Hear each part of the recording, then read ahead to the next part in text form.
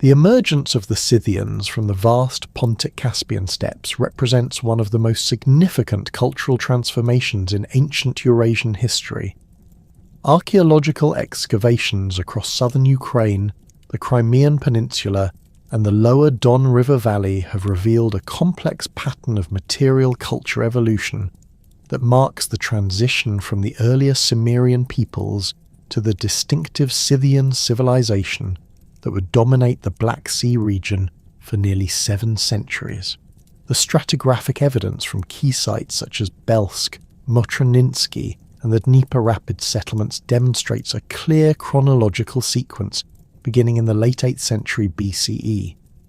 At Belsk, located in the Poltava region of Ukraine, excavations have uncovered layers showing the gradual replacement of Cimmerian pottery styles, characterized by handmade vessels with simple geometric patterns, with the more sophisticated wheel-thrown ceramics that became hallmarks of Scythian material culture.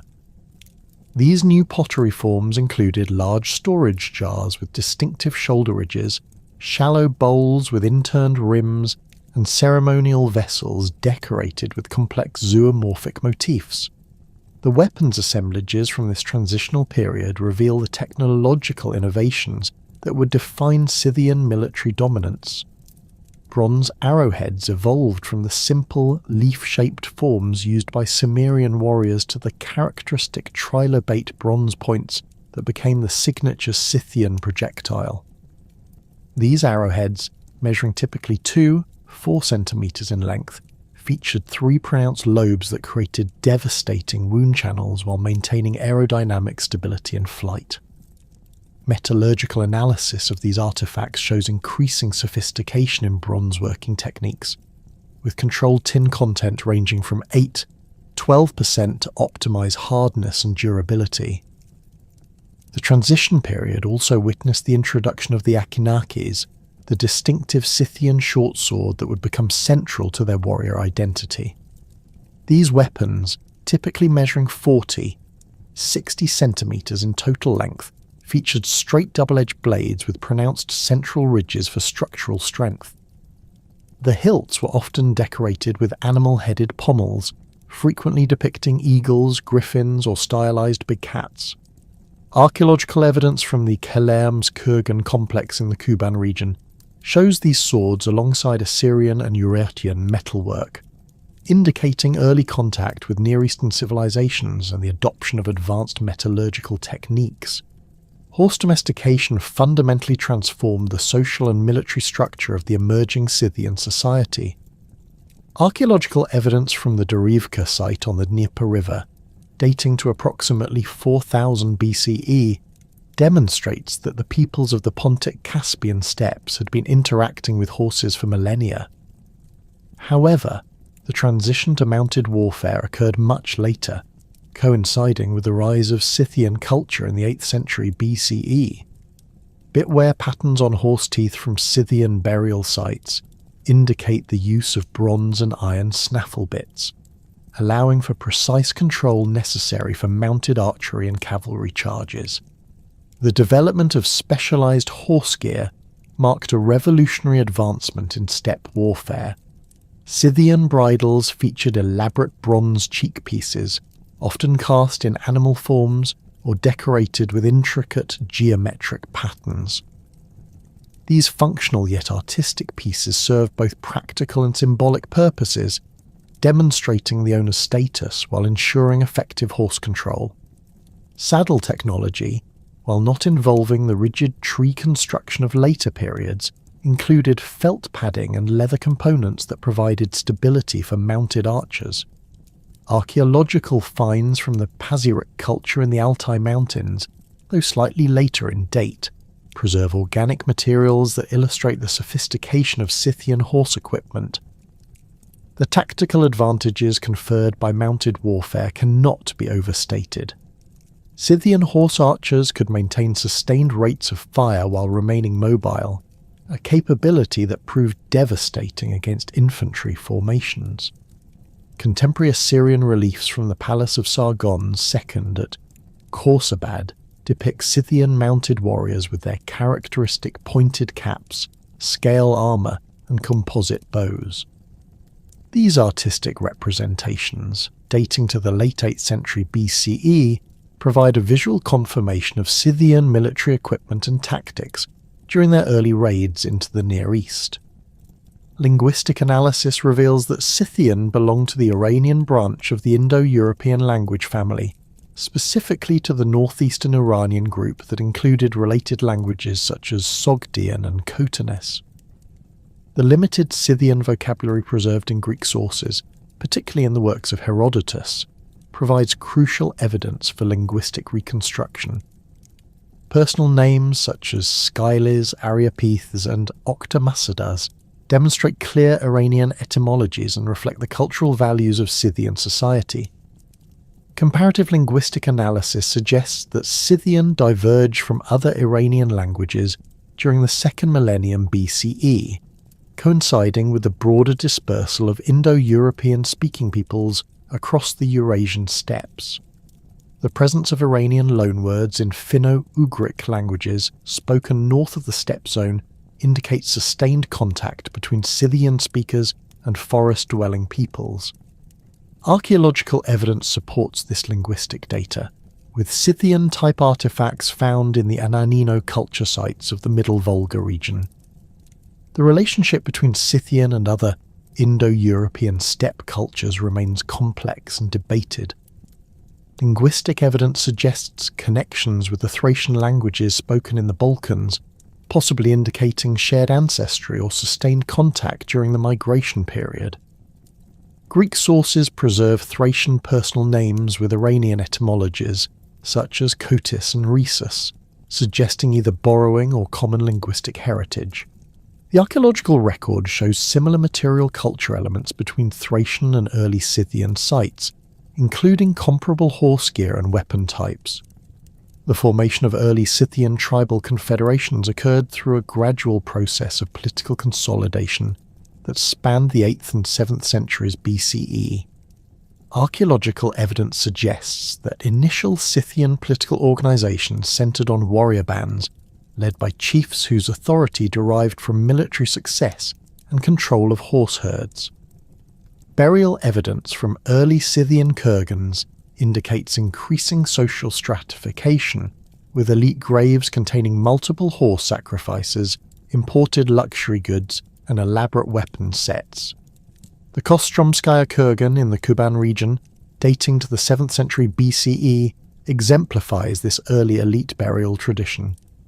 The central burial contained the remains of a male warrior accompanied by 13 horses, bronze cauldrons, gold ornaments, and a complete set of weapons, including bow, arrows, spear, and sword. The presence of Assyrian and Greek imports in this burial demonstrates the extensive trade networks that early Scythian elites controlled and their integration into broader Near Eastern political and economic systems. The development of the characteristic Scythian triad of weapons, horse gear, and animal art represents one of the most distinctive aspects of early Scythian material culture. This artistic and technological complex emerged during the 7th century BCE and would remain remarkably consistent across the vast territories controlled by Scythian peoples. The standardization of these elements suggests both cultural unity and the existence of specialized craft production centers that serve the needs of the emerging Scythian aristocracy. Scythian animal art, known as the animal style, featured highly stylized representations of real and mythical creatures rendered in bronze, gold, and other precious materials. Early examples from the Kelamas and Kostromskaya kurgans show influences from Near Eastern artistic traditions, particularly Assyrian and Eurasian metalwork. However, Scythian artisans quickly developed distinctive stylistic conventions that emphasized dynamic movement, predator-prey relationships, and the transformation of one animal form into another. The recurrent motifs in early Scythian art included stags with elaborate antlers, birds of prey with curved beaks and prominent eyes, and felines in various poses of attack or repose. These animals were not merely decorative but carried specific symbolic meanings related to Scythian cosmology and social organization. The stag, frequently depicted with antlers that terminate in bird heads or other zoomorphic elements, likely represented concepts of renewal and the connection between earthly and celestial realms. Weapons decoration during this formative period shows the integration of artistic and functional elements that would characterize Scythian material culture throughout its existence. Bronze belt plaques, sword hilts, and horse bridle ornaments featured animal motifs executed in repousse technique, creating raised designs that caught light and emphasized the wearer's status. The technical skill required for this metalwork indicates the presence of specialized craftsmen who served the emerging Scythian elite and maintained artistic traditions across generations. The geographic distribution of early Scythian sites extends from the Danube River in the west to the Don River in the east, encompassing the entire northern Black Sea coastal region. This vast territory required new forms of political organization that could coordinate the activities of numerous tribal groups while maintaining the mobility that remained essential to steppe warfare and pastoralism. Archaeological evidence suggests that early Scythian confederations operated through a system of rotating leadership, with different tribal chiefs assuming overall command based on seasonal requirements and military objectives. The relationship between settled and nomadic elements within early Scythian society remains a subject of ongoing archaeological investigation. Sites such as Belsk show evidence of permanent occupation, including substantial defensive earthworks, storage facilities, and craft production areas. These settlements likely served as administrative centres, where tribal leaders gathered for councils, craftsmen produced specialised goods, and agricultural products were stored for distribution to nomadic groups during winter months. The consolidation of Scythian power in the Black Sea steppes provided the foundation for one of the most dramatic military expansions in ancient history. By the mid-7th century BCE, Scythian confederations had developed sufficient organisational capacity and military strength to launch sustained campaigns far beyond their traditional grazing territories.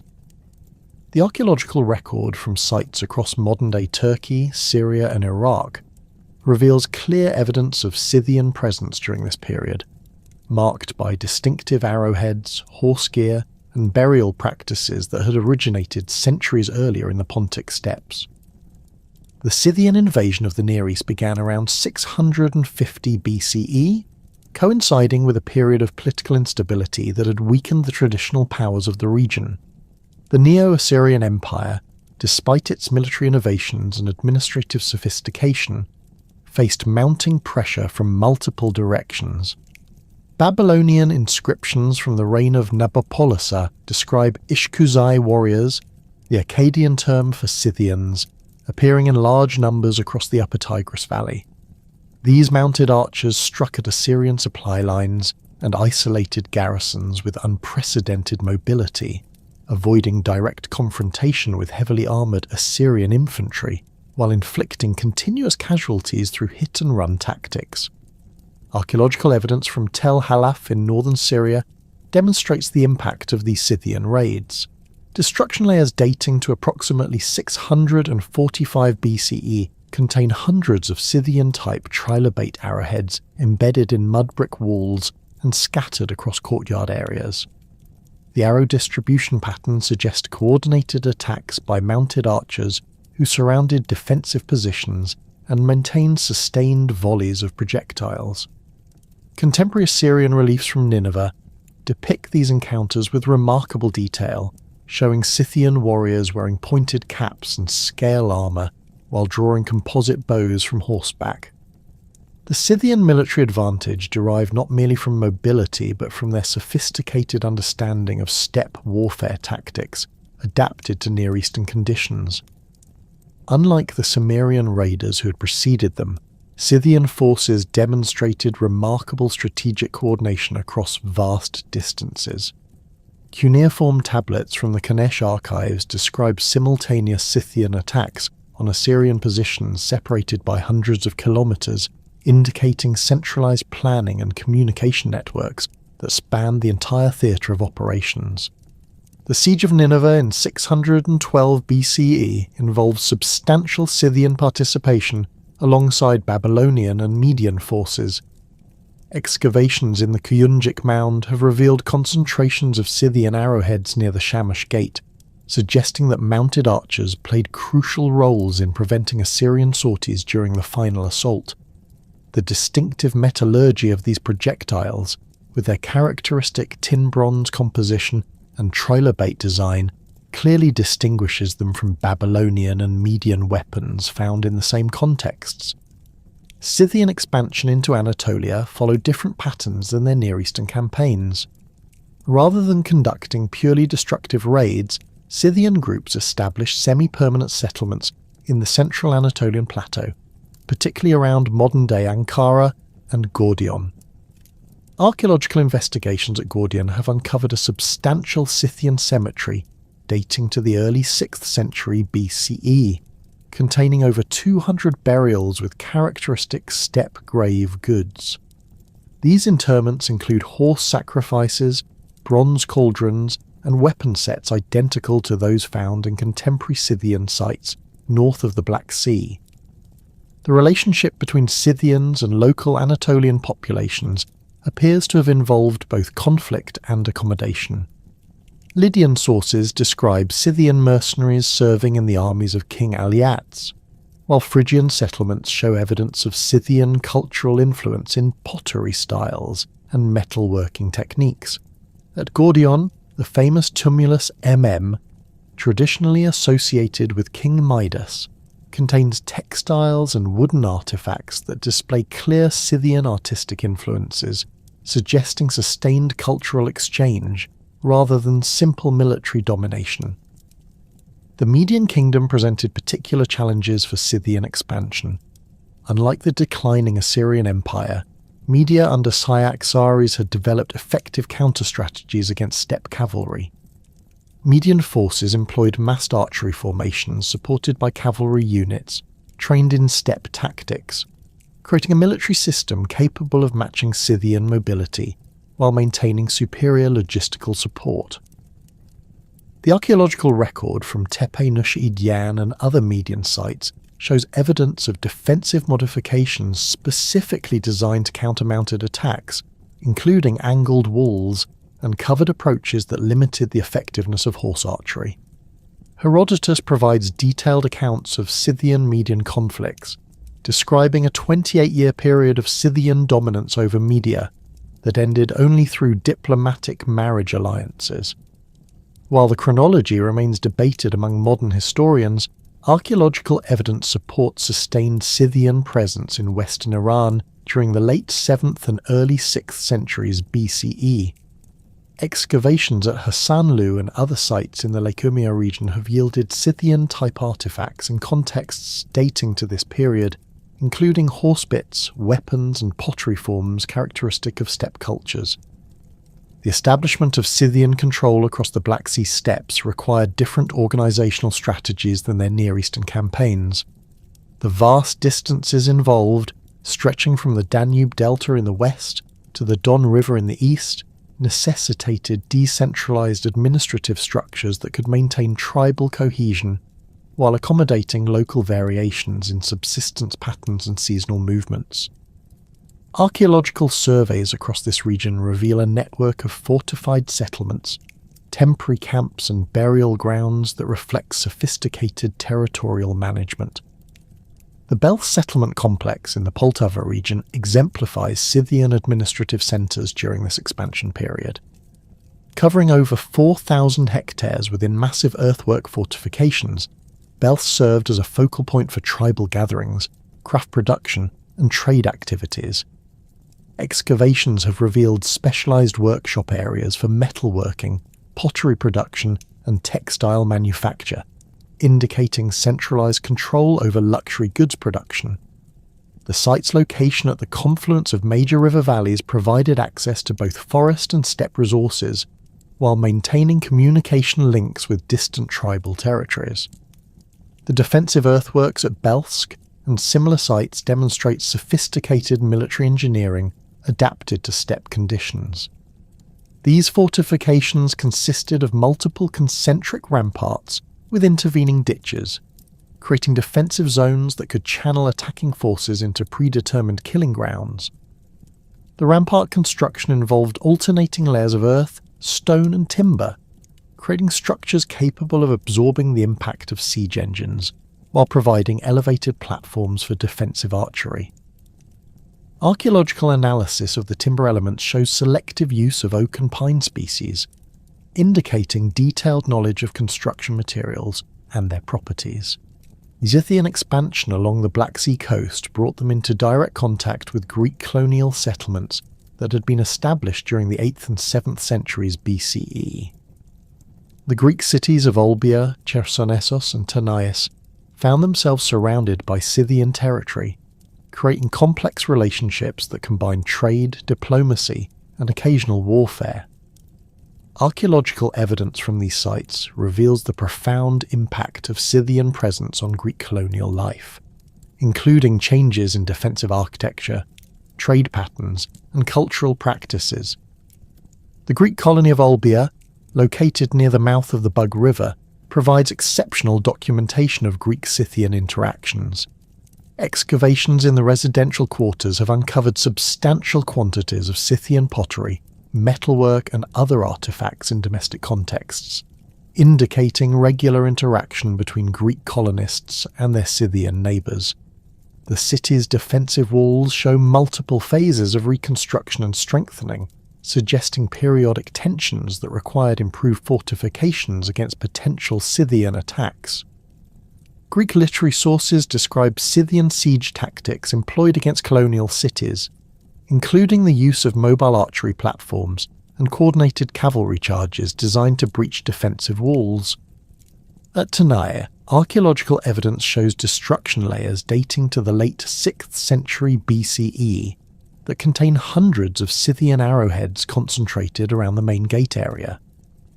The distribution pattern of these projectiles indicates sustained archery bombardment from multiple directions, demonstrating the tactical sophistication of Scythian siege warfare.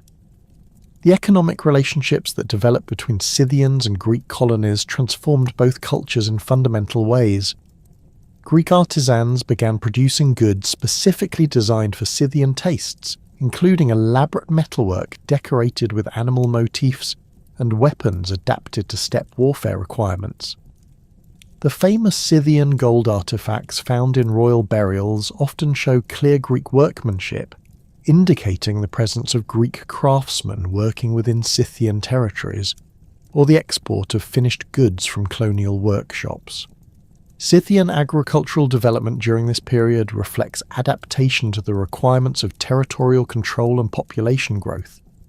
While maintaining their pastoral traditions, Scythian groups began cultivating grain crops in river valleys and other favourable locations. Archaeological evidence from the Dnieper Rapids region shows the development of agricultural settlements with storage facilities, processing equipment, and field systems designed for cereal production. These developments required coordination between nomadic and sedentary populations, creating new forms of social organisation that combined traditional steppe mobility with agricultural stability. The trade networks that emerged during Scythian expansion connected the Black Sea steppes to Mediterranean civilizations through multiple intermediary systems. Greek merchants established trading posts at strategic locations along major rivers, creating exchange points where Scythian pastoral products could be traded for manufactured goods, wine, and luxury items. Archaeological excavations at these trading sites reveal standardized weights and measures, storage facilities, and specialized workshops that process steppe products for export to Greek markets. The development of these commercial relationships required sophisticated diplomatic protocols that could accommodate the cultural differences between Greek city-states and Scythian tribal confederations. Greek sources describe formal embassy exchanges, treaty negotiations, and ceremonial gift-giving that established the framework for sustained economic cooperation. Archaeological evidence supports these accounts, with Greek luxury goods found in elite Scythian burials and Scythian products, appearing in Greek colonial contexts throughout the Black Sea region. The military innovations that enabled Scythian expansion continued to evolve throughout the 6th century BCE. Archaeological analysis of weapons from this period shows improvements in metallurgy, including the introduction of iron arrowheads alongside traditional bronze types. These iron projectiles offered superior penetration against improved armour systems, while maintaining the aerodynamic properties that made Scythian archery so effective. The production of these weapons required access to iron ore sources and specialised smelting techniques, indicating the development of new trade relationships and technological capabilities. The characteristic Scythian composite bow underwent refinement during this expansion period, with archaeological remains showing increased complexity in construction and decoration. Bone reinforcement elements from bows found in 6th century burials display more sophisticated shaping and attachment methods, creating weapons with improved range and accuracy. The standardization of bow components across widely separated Scythian territories suggests centralized production systems that could supply military equipment to tribal forces throughout the Confederation. The consolidation of Scythian territorial gains during the 6th century BCE created the foundation for a sophisticated political system that would dominate the Pontic steppes for the next 3 centuries. Archaeological evidence from major settlement sites and burial complexes reveals the emergence of centralized royal authority that transcended traditional tribal boundaries while maintaining the flexibility essential to steppe governance. The transformation from loose confederations of warrior bands to a structured kingdom required new administrative mechanisms capable of coordinating activities across territories stretching from the Danube River to the Sea of Azov. The royal dynasties that emerged during this period established their legitimacy through a combination of military prowess, control over trade routes, and religious authority derived from ancient Scythian traditions. Excavations at the Solokarkurgan complex in the Dnieper Bend region have revealed burial chambers containing regalia that demonstrates the sophisticated, ceremonial aspects of Scythian kingship. The central burial, dating to approximately 430 BCE, contained a gold pectoral weighing over 1 kilogram, decorated with intricate scenes of Scythian daily life and mythological subjects.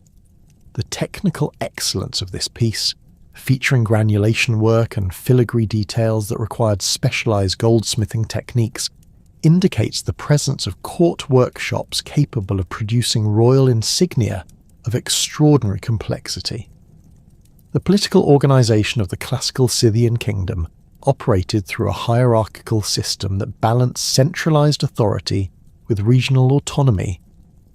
Greek sources describe 3 primary administrative divisions corresponding to different ecological zones within Scythian territory.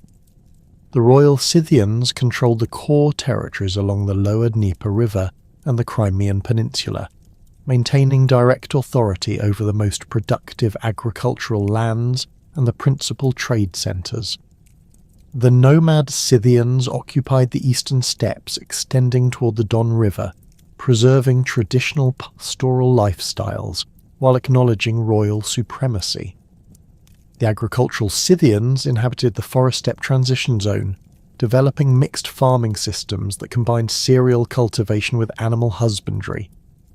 Archaeological investigations at Kamensko, located on the Dnieper River near modern Nikopol, have revealed the administrative infrastructure that supported this complex political system. The site covers approximately 1,200 hectares within defensive earthworks and contains specialized districts for different economic activities. The metallurgical quarter includes over 40 ironworking furnaces, along with bronze casting facilities, indicating centralized production of weapons and tools for distribution throughout Scythian territories. Standardized weights and measures found at the site demonstrate the existence of regulated commercial systems that facilitated trade between different regions of the kingdom. The royal burial grounds established during this period reflect both the increasing wealth of Scythian elites and their adoption of monumental architecture as expressions of political authority. The Chertomlik kurgan, constructed in the 4th century BCE, rises to a height of 20 metres and contains multiple burial chambers arranged according to strict ceremonial protocols. The principal burial included the remains of a Scythian king accompanied by his wife, servants, and over 400 horses arranged in precise patterns around the central chamber. The grave goods from this burial include Greek amphorae containing wine residues, indicating the continuation of diplomatic and commercial relationships with Mediterranean civilizations. The sacred geography of Scythia developed during this period into a complex system of religious centres that reinforced royal authority while maintaining connections to traditional Scythian spiritual practices. The sanctuary at Gelenus, described by Herodotus as containing wooden images of Greek gods adapted to Scythian religious concepts, served as a focal point for tribal gatherings and religious ceremonies.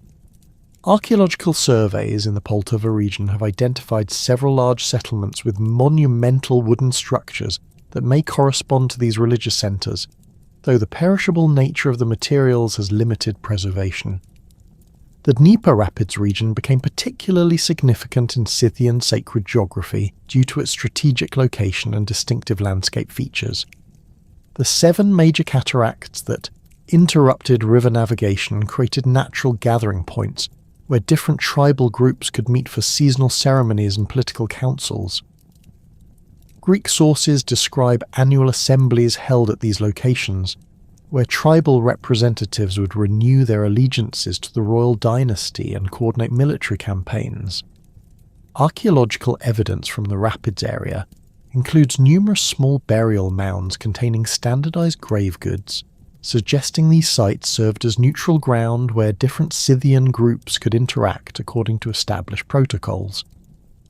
The economic foundations of the classical Scythian kingdom rested on a sophisticated integration of pastoral, agricultural, and commercial activities that maximized the productive potential of different ecological zones. The core territories along major rivers developed intensive agricultural systems capable of producing substantial grain surpluses for trade with Greek colonies and other Mediterranean markets.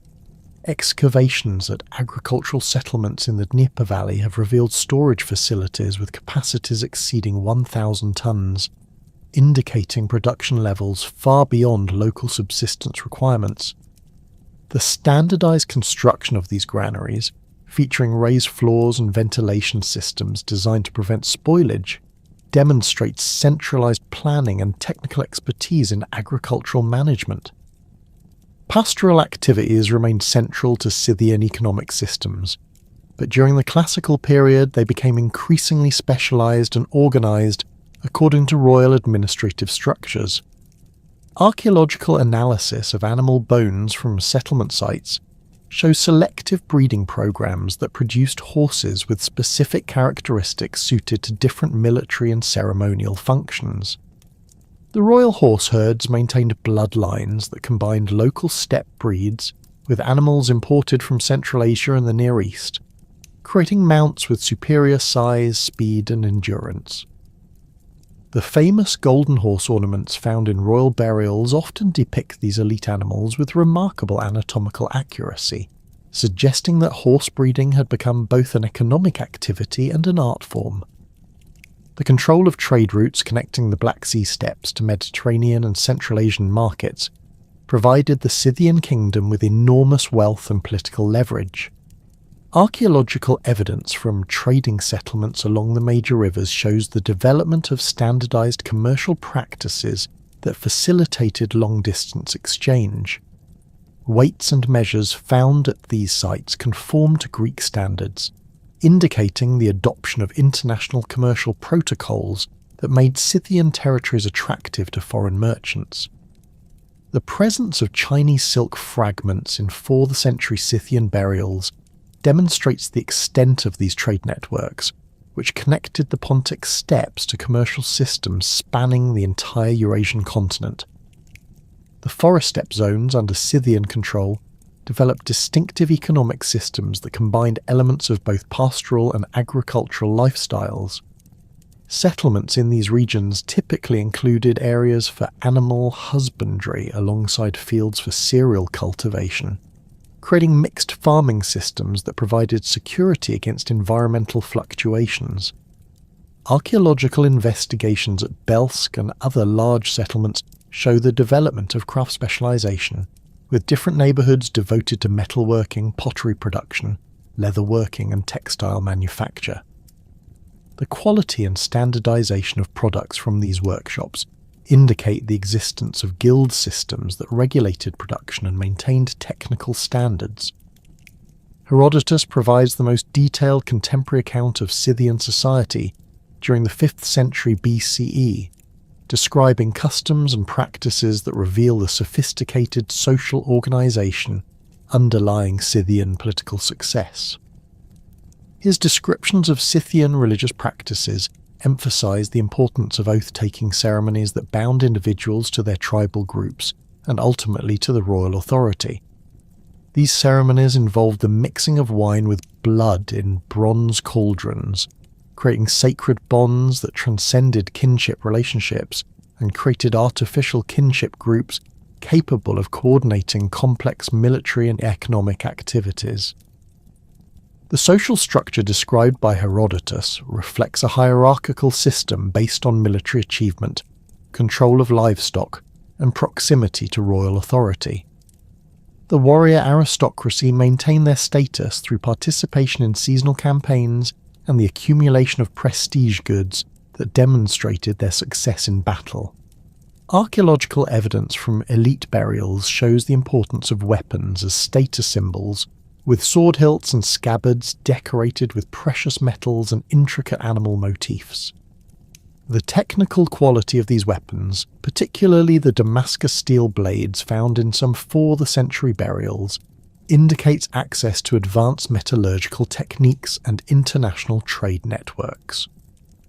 The role of women in classical Scythian society appears to have been more prominent than in many contemporary civilizations, with archaeological evidence suggesting that some women held positions of significant political and religious authority. The burial at Rushanovka contained the remains of a woman accompanied by weapons, horse gear, and ceremonial objects typically associated with male warriors. The grave goods include a silver-handled whip and a set of bronze arrowheads, arranged in a quiver decorated with gold plaques depicting Amazon warriors. These findings support Greek accounts of Scythian warrior women and suggest that gender roles in Scythian society were more flexible than in sedentary agricultural civilizations. The religious practices of classical Scythian society combine traditional steppe shamanism with influences absorbed through contact with Greek, Persian, and other Mediterranean cultures. Herodotus describes elaborate purification ceremonies involving the burning of hemp seeds in felt tents, creating altered states of consciousness that facilitated communication with spiritual powers.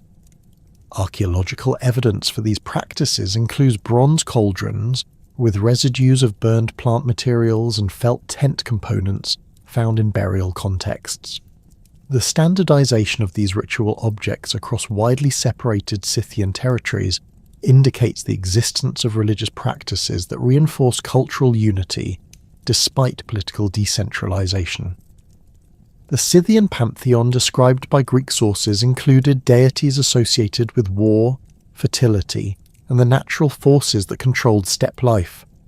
Tabiti, the goddess of the hearth, held particular importance as the protector of royal authority and the guardian of sacred fires that burned continuously in royal centres. Archaeological investigations at Kamenskoye have revealed large hearth installations with evidence of continuous use over several centuries, possibly corresponding to these sacred fires. The presence of votive offerings around these installations, including miniature weapons and animal figurines, supports the interpretation of these sites as religious centres where royal authority received divine sanction. The artistic traditions that flourished during the classical period represent the full development of the Scythian animal style, with craftsmen achieving unprecedented levels of technical sophistication and symbolic complexity. The famous Scythian goldwork from this period demonstrates mastery of advanced metalworking techniques, including granulation, filigree, and Clusson enamel work. The Kuloba diadem, discovered in a 4th century burial in the Crimea, features intricate scenes of Scythian daily life, rendered with remarkable attention to detail. The figures depicted include Scythian warriors stringing their bows, tending wounded comrades, and performing dental surgery, providing invaluable insights into aspects of Scythian life not described in literary sources. The development of Scythian urban centres during this period reflects the increasing complexity of their political and economic systems.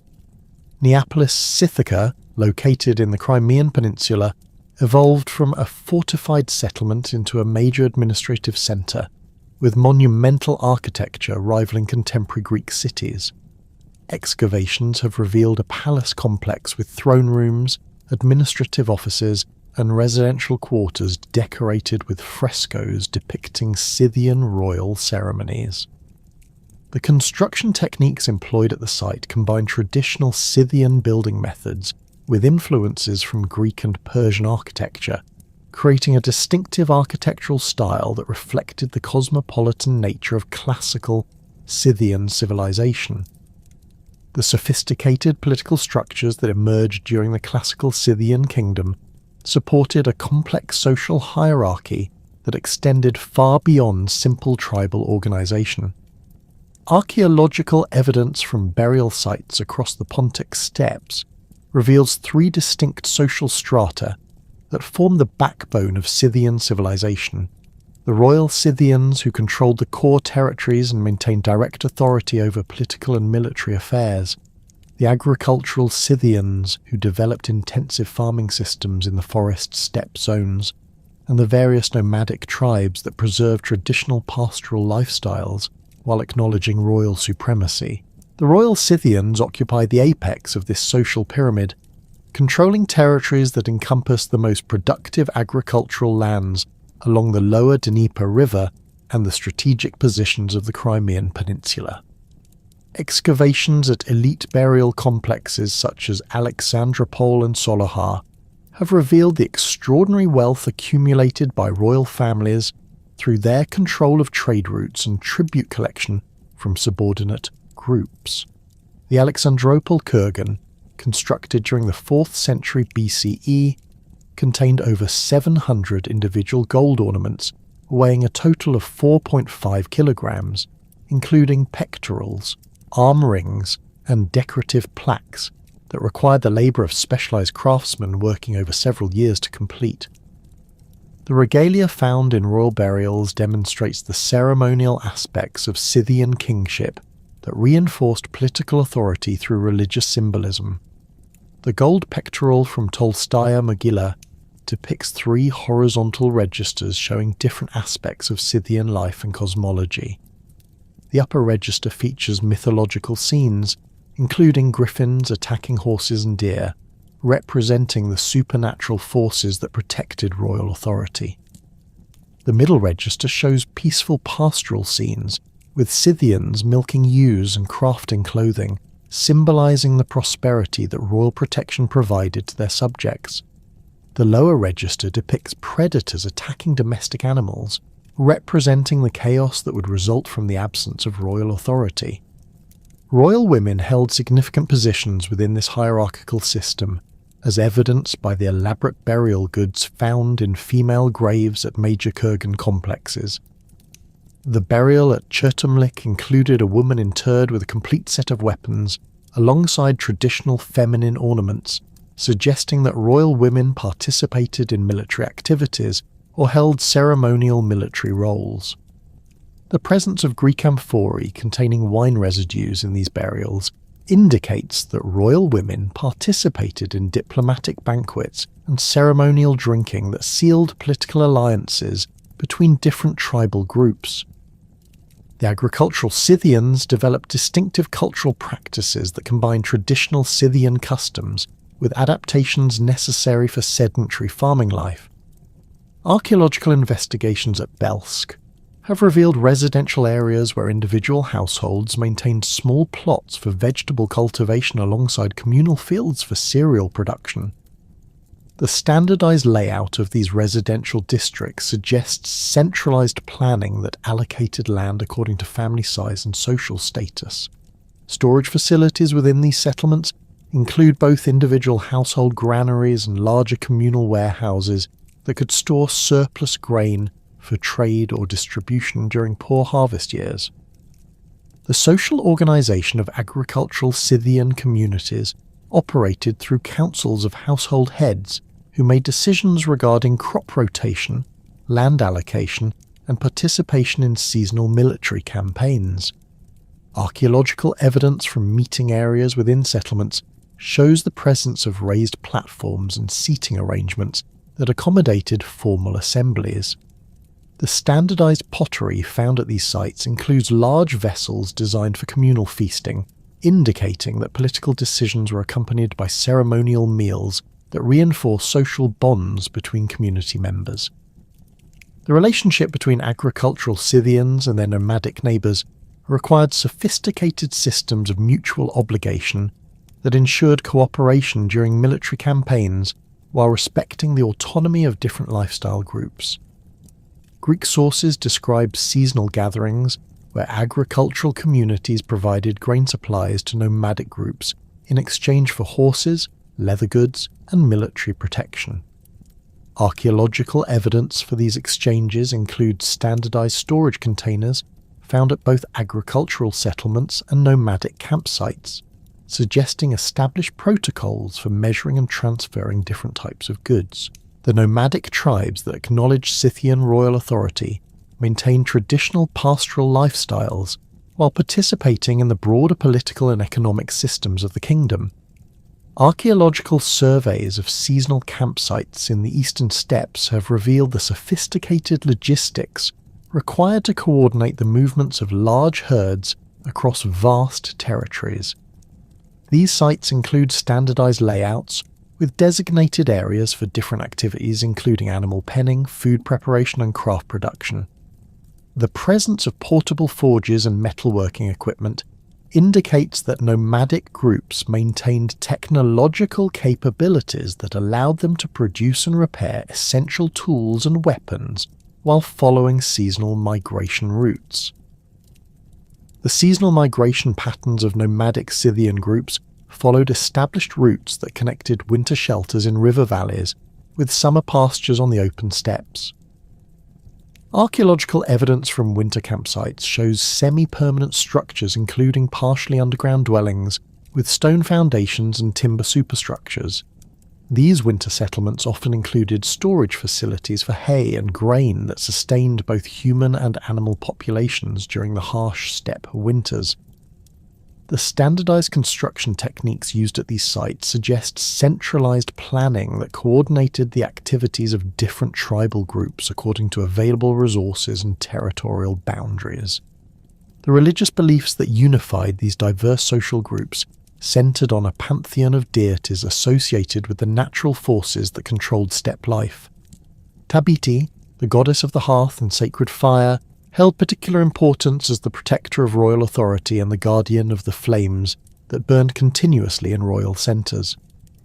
Archaeological excavations at Kamenskoe have revealed large hearth installations with evidence of continuous use spanning several centuries. The construction of these hearths involved carefully selected stones arranged in patterns that facilitated controlled burning while preventing the spread of fire to surrounding wooden structures. The worship of sky gods reflected the Scythian understanding of weather patterns and seasonal changes that determined the success of both pastoral and agricultural activities. Popeus, identified by Greek sources as the supreme sky god, controlled the thunder and lightning that brought life-giving rains to the steppes. Ritual sites associated with sky god worship typically occupied elevated positions that provided unobstructed views of the horizon allowing priests to observe celestial phenomena and predict weather changes. Archaeological investigations at these sites have revealed stone circles and wooden posts that may have served as astronomical observation instruments for tracking seasonal changes and planning agricultural activities. The earth goddess Api represented the fertility of the soil and the abundance of plant and animal life that sustained Scythian civilization. Her worship involved elaborate ceremonies conducted at natural springs and river confluences, where the life-giving properties of water merged with the productive capacity of the earth. Archaeological evidence for these ceremonies includes votive offerings of miniature animals and agricultural tools deposited in wet environments where they have been preserved in waterlogged conditions. The standardization of these offerings across widely separated sites indicates established ritual protocols that maintained religious unity despite geographical dispersion. Shamanic practices provided the spiritual framework through which individual Scythians could access supernatural powers and communicate with the spirit world. Herodotus describes purification ceremonies involving the burning of cannabis seeds in felt tents, creating altered states of consciousness that facilitated spiritual journeys. Archaeological evidence for these practices includes bronze cauldrons with residues of burned plant materials and specialized tent components designed to contain smoke and concentrate psychoactive vapors. The distribution of these ritual objects across Scythian territories indicates that shamanic practices served both individual spiritual needs and community-wide ceremonial requirements. The role of shamans in Scythian society extended beyond religious functions to include healing, divination, and the resolution of disputes between different social groups. Archaeological evidence from shaman burials includes specialized toolkits containing bronze mirrors, rattles, and containers for medicinal herbs. The mirrors, often decorated with animal motifs and geometric patterns, served both practical and symbolic functions in shamanic rituals. The polished bronze surfaces could reflect sunlight to create visual effects during ceremonies, while the decorative elements depicted the spirit animals that shamans encountered during their spiritual journeys. The material culture of Scythian society reached its highest expression in the distinctive animal-style art that decorated weapons, horse gear, and personal ornaments. This artistic tradition evolved from earlier steppe cultures, but achieved unprecedented levels of technical sophistication and symbolic complexity during the classical period. The characteristic motifs included predator animals such as eagles, lions, and wolves, depicted in dynamic poses that emphasized their power and ferocity. These predators often appeared in combat with herbivorous animals, including deer, horses, and cattle, representing the eternal struggle between opposing forces in the natural world. The technical execution of animal-style art required specialized craftsmen who mastered advanced metalworking techniques, including repoussé hammering, granulation, and filigree work. The production of major pieces such as pectorals and ceremonial weapons involved multiple artisans working in coordinated teams over extended periods. Archaeological evidence from craft workshops at Kamenskoye shows the organization of these production centers, with different areas devoted to specific stages of the manufacturing process. Raw materials, including gold, silver, and precious stones, were processed in specialized facilities that maintained strict quality control over finished products. The symbolic meanings embedded in animal-style art reflected Scythian cosmological beliefs and social values that emphasized the importance of strength, courage, and harmony with natural forces. The frequent depiction of transformation scenes, where one animal form merged into another, represented the Scythian understanding of death and rebirth cycles that governed both individual lives and seasonal changes. The technical skill required to execute these complex designs served as a form of conspicuous consumption that demonstrated the wealth and status of the owners while reinforcing their connection to supernatural powers. Goldwork represented the pinnacle of Scythian artistic achievement, with royal burials containing elaborate pieces that required the coordination of mining, refining, and crafting activities across vast territories.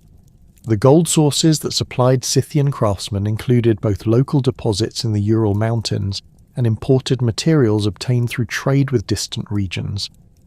Archaeological analysis of gold artifacts shows consistent purity levels and alloying techniques that indicate standardized production methods maintained across different workshop locations. The presence of specialized tools including fine hammers, punches and drawing plates in craft workshops demonstrates the sophisticated equipment required for high-quality gold work. The burial customs revealed through archaeological excavations provide detailed insights into Scythian beliefs about death, the afterlife, and the social obligations that bound communities together.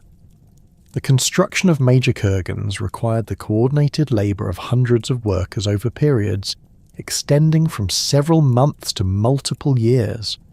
The Chertomlik kurgan involved the movement of over 20,000 cubic metres of earth and stone, creating a monument visible from distances exceeding 10 kilometres. The engineering challenges involved in kurgan construction required sophisticated understanding of soil mechanics, drainage systems, and structural engineering that prevented collapse of burial chambers under enormous loads. The grave goods interred with deceased Scythians reflected both their social status during life and the provisions deemed necessary for their journey to the afterlife.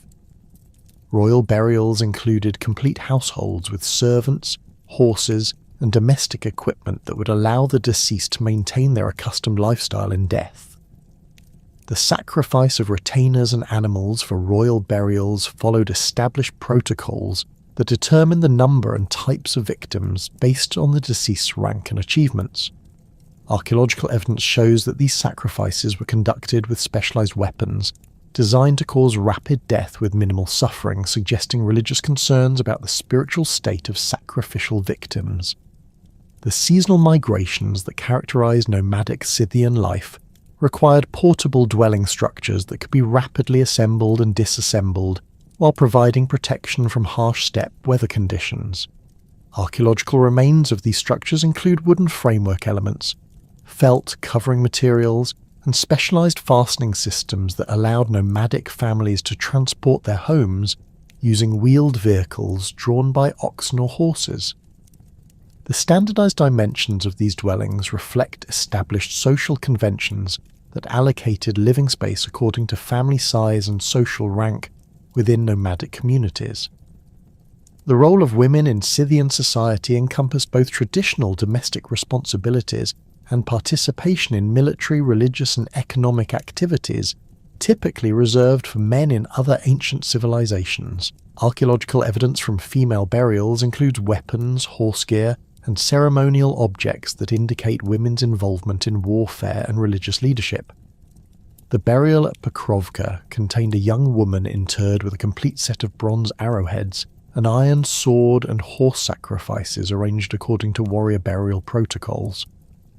The technical quality of these weapons and their placement within the burial chamber suggests that this woman held recognized status as a warrior, rather than simply being buried with symbolic military equipment.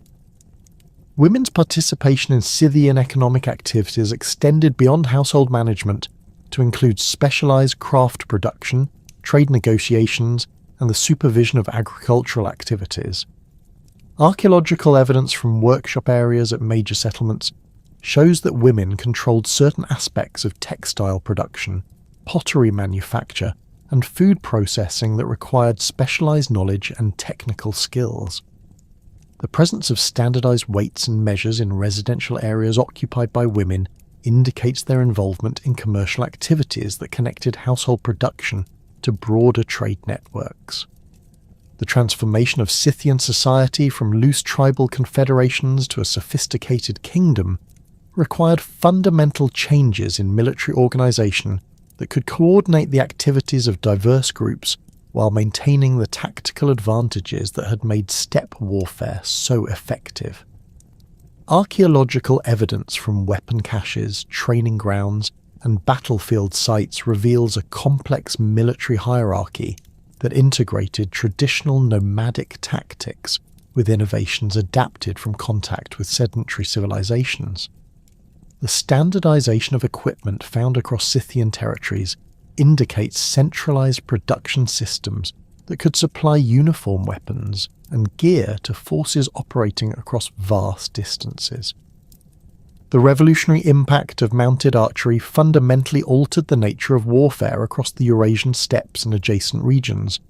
The Scythian composite bow represented the culmination of centuries of technological development that optimized range, accuracy, and rate of fire for mounted combat.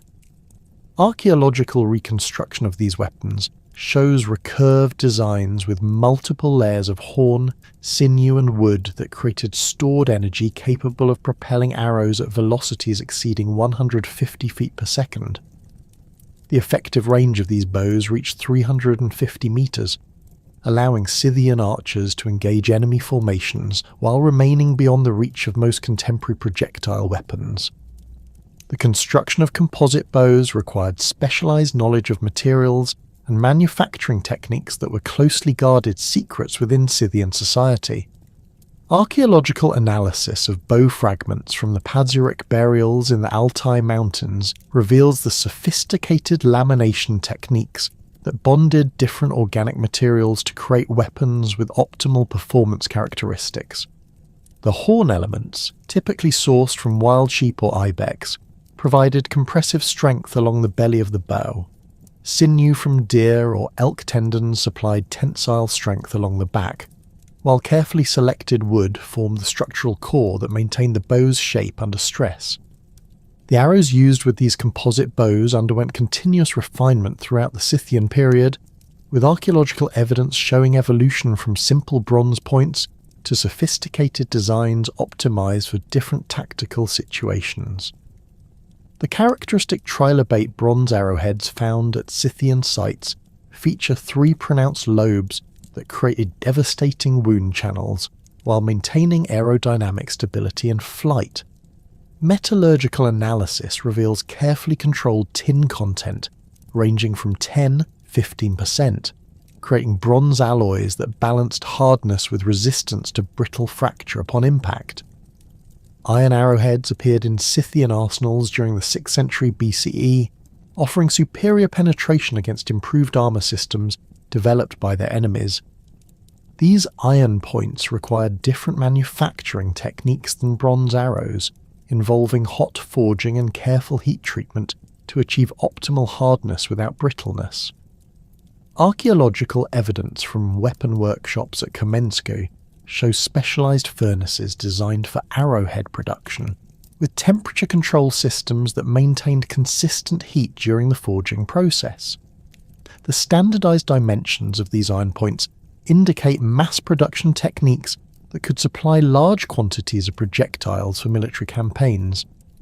The tactical employment of mounted archery required extensive training programs that began in childhood and continued throughout a warrior's active career. Archaeological evidence from training grounds near major settlements shows targets made from organic materials arranged at various distances to develop accuracy at different ranges. Wear patterns on practice arrowheads indicate that Scythian archers trained to shoot from multiple positions, including standing, kneeling and lying prone, as well as from horseback at various gaits. The muscle development patterns observed in skeletal remains from warrior burials show the distinctive asymmetry associated with intensive archery practice, particularly enlarged left shoulder and arm bones from drawing heavy composite bows. The integration of mounted archery with cavalry charges created combined arms tactics that maximised the effectiveness of Scythian military forces. Archaeological evidence from battlefield sites shows that Scythian armies employed coordinated attacks involving initial archery bombardment, followed by cavalry charges with lances and swords. The timing of these transitions required sophisticated command and control systems that could coordinate the movements of hundreds of mounted warriors across extended battlefields. Signal systems using horns, banners, and mounted messengers allowed commanders to adjust tactics in response to changing battlefield conditions. Military hierarchy within Scythian forces operated through a decimal system that organized warriors into units of 10, 100, and 1,000, with command positions allocated based on proven battlefield performance and social status. Archaeological evidence from elite warrior burials shows the distinctive equipment that marked different command levels, including decorated weapons, specialized horse gear, and ceremonial objects that indicated rank and authority.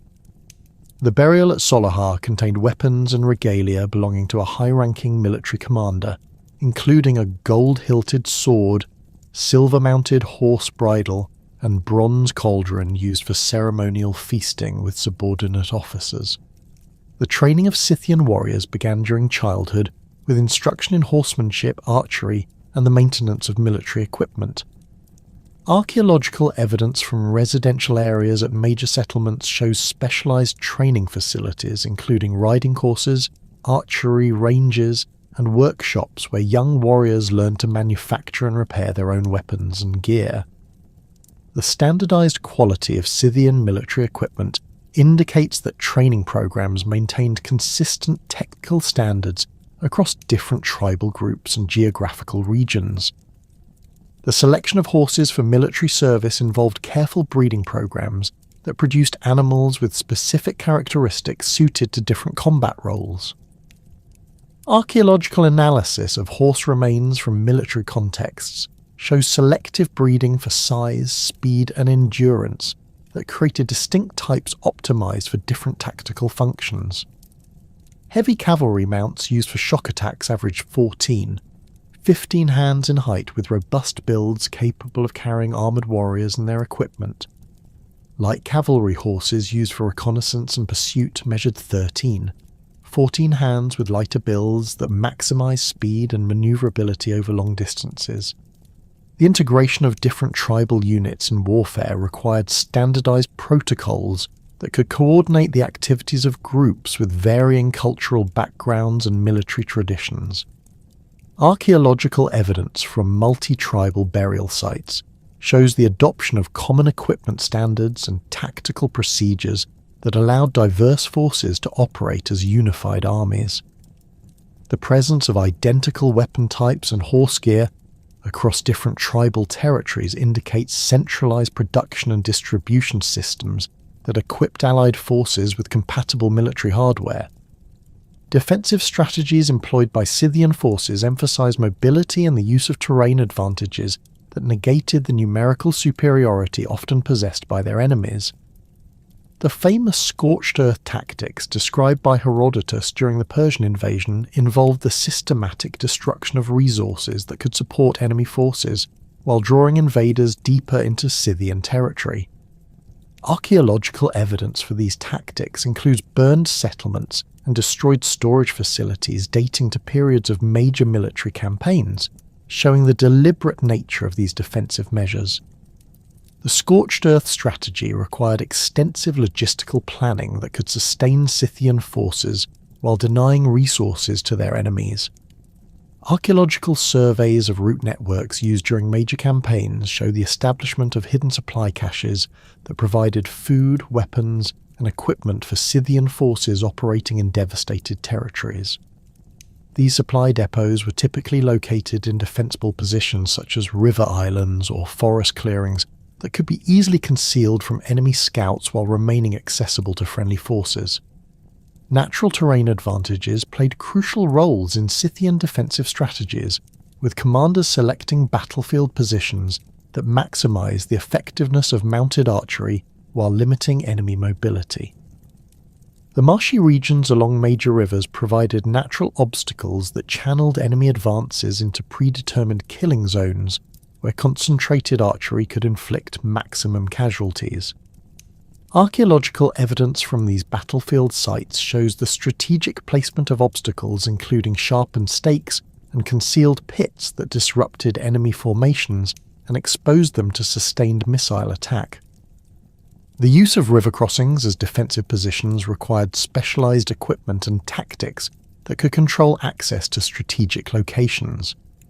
Archaeological evidence from ford sites shows the construction of temporary barriers using wooden stakes and stone obstacles that forced enemies to cross at predetermined points under concentrated fire.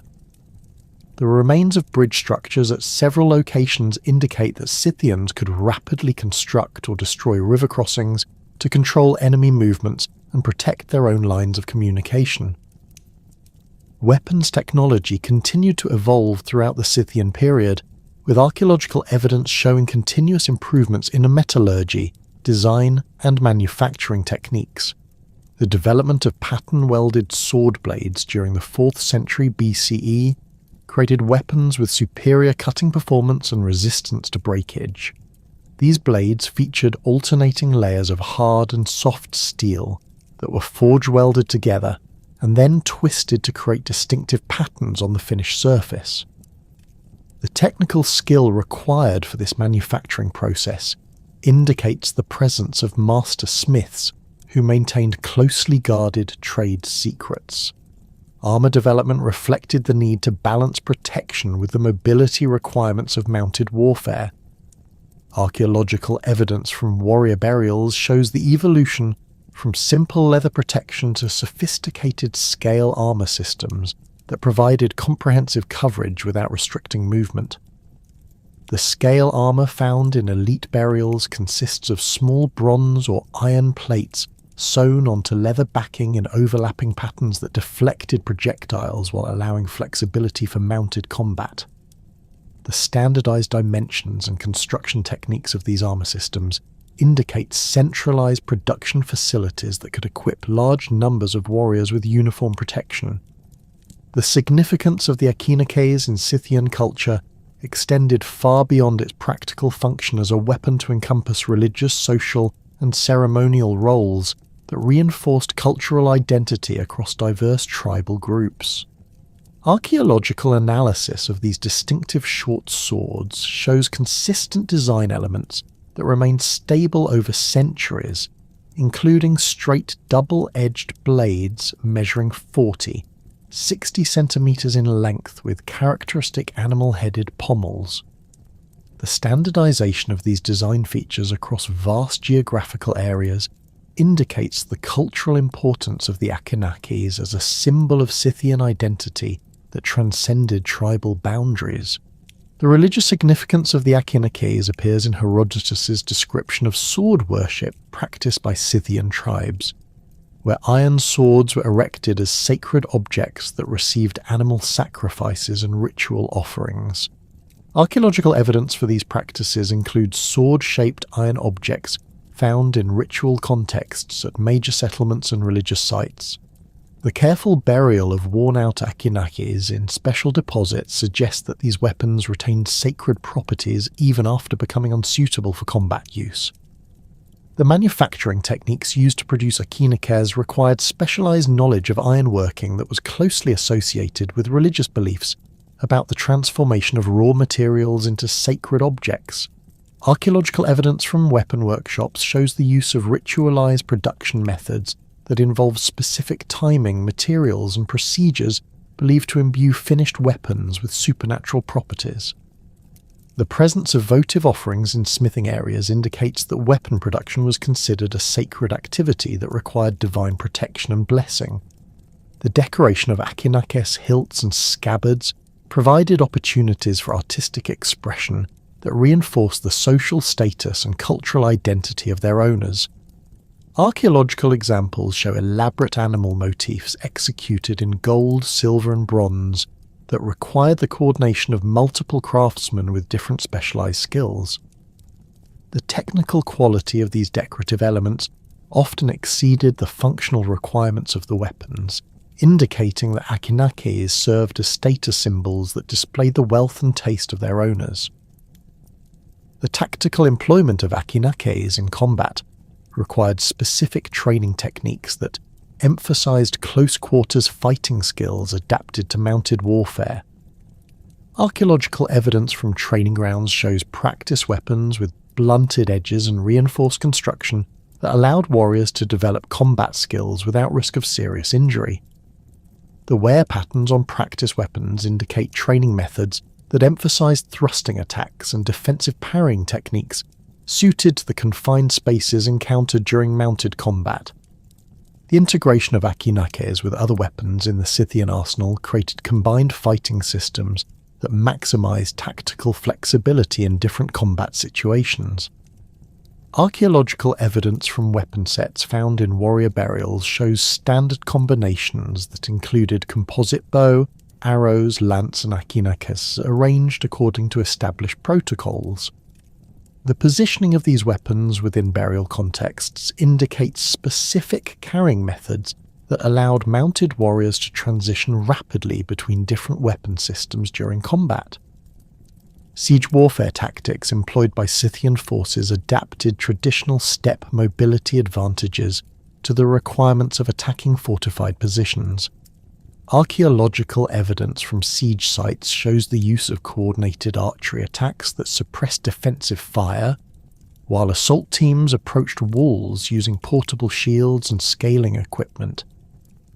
The remains of siege camps at several locations indicate that Scythian forces could maintain sustained operations against fortified positions while preserving their mobility through the use of temporary fortifications and supply systems.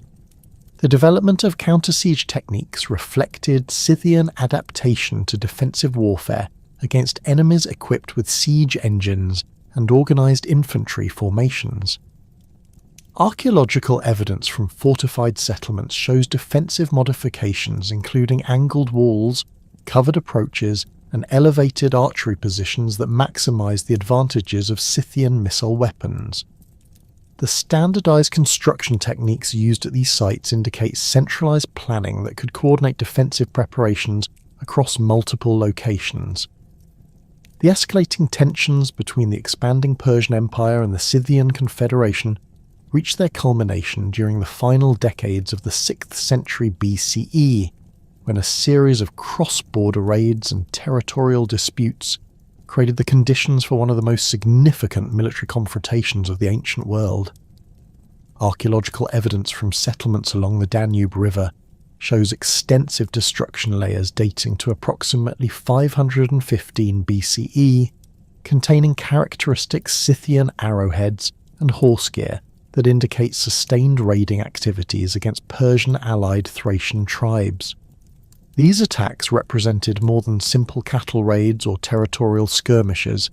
They constituted strategic operations designed to disrupt Persian supply lines and challenge the authority of Darius first in the newly conquered European territories. The Scythian raids across the Danube had begun as responses to Persian expansion into Thrace under Megabazus, who had established Persian control over the strategic Bosphorus crossing and the Greek cities along the northern Aegean coast. The Persian occupation of these territories threatened traditional Scythian trade routes that connected the Black Sea steppes to Mediterranean markets through Thracian intermediaries. Archaeological excavations at Histria and other Greek colonial cities show evidence of disrupted commercial activities during this period, with storage facilities abandoned and defensive walls hastily strengthened against potential Scythian attacks launched in response to Persian interference with established trading relationships. The Persian administrative system under Darius required tribute payments and military service from subject peoples that conflicted fundamentally with Scythian concepts of political autonomy and tribal sovereignty. Persian inscriptions from Persepolis describe attempts to impose tribute obligations on Sakati-Grak-Silda, indicating that Darius considered Scythian territories to be legitimate targets for imperial expansion. The Scythian response involved coordinated attacks on Persian supply convoys and administrative centres that demonstrated their military capabilities while rejecting Persian claims to authority over steppe peoples. The strategic situation that developed during the years preceding Darius's invasion created a complex web of alliances and conflicts that extended far beyond the immediate Persian-Scythian confrontation. Archaeological evidence from Thracian hill forts shows Persian military equipment alongside local weapons, indicating the presence of Persian garrisons that supported pro-Persian Thracian leaders against their Scythian allied rivals, the standardized construction techniques used in Persian fortifications at sites like Damascus demonstrate the systematic nature of Persian military preparations for extended operations in European territories. Darius's decision to launch a massive invasion of Scythia represented both a response to immediate security threats and a strategic calculation about the long-term requirements of Persian imperial expansion. The logistical challenges involved in transporting and supplying a large army across the Danube River into the trackless steppes of Scythia required unprecedented organisational capabilities that tested the limits of Persian administrative efficiency. Archaeological surveys of the invasion route have identified staging areas and supply depots that reveal the enormous scale of Persian preparations for this campaign. The Persian invasion force assembled for the Scythian campaign represented one of the largest military expeditions in ancient history, with Herodotus providing detailed accounts of its composition and organisation that can be verified through archaeological evidence from assembly points and march routes.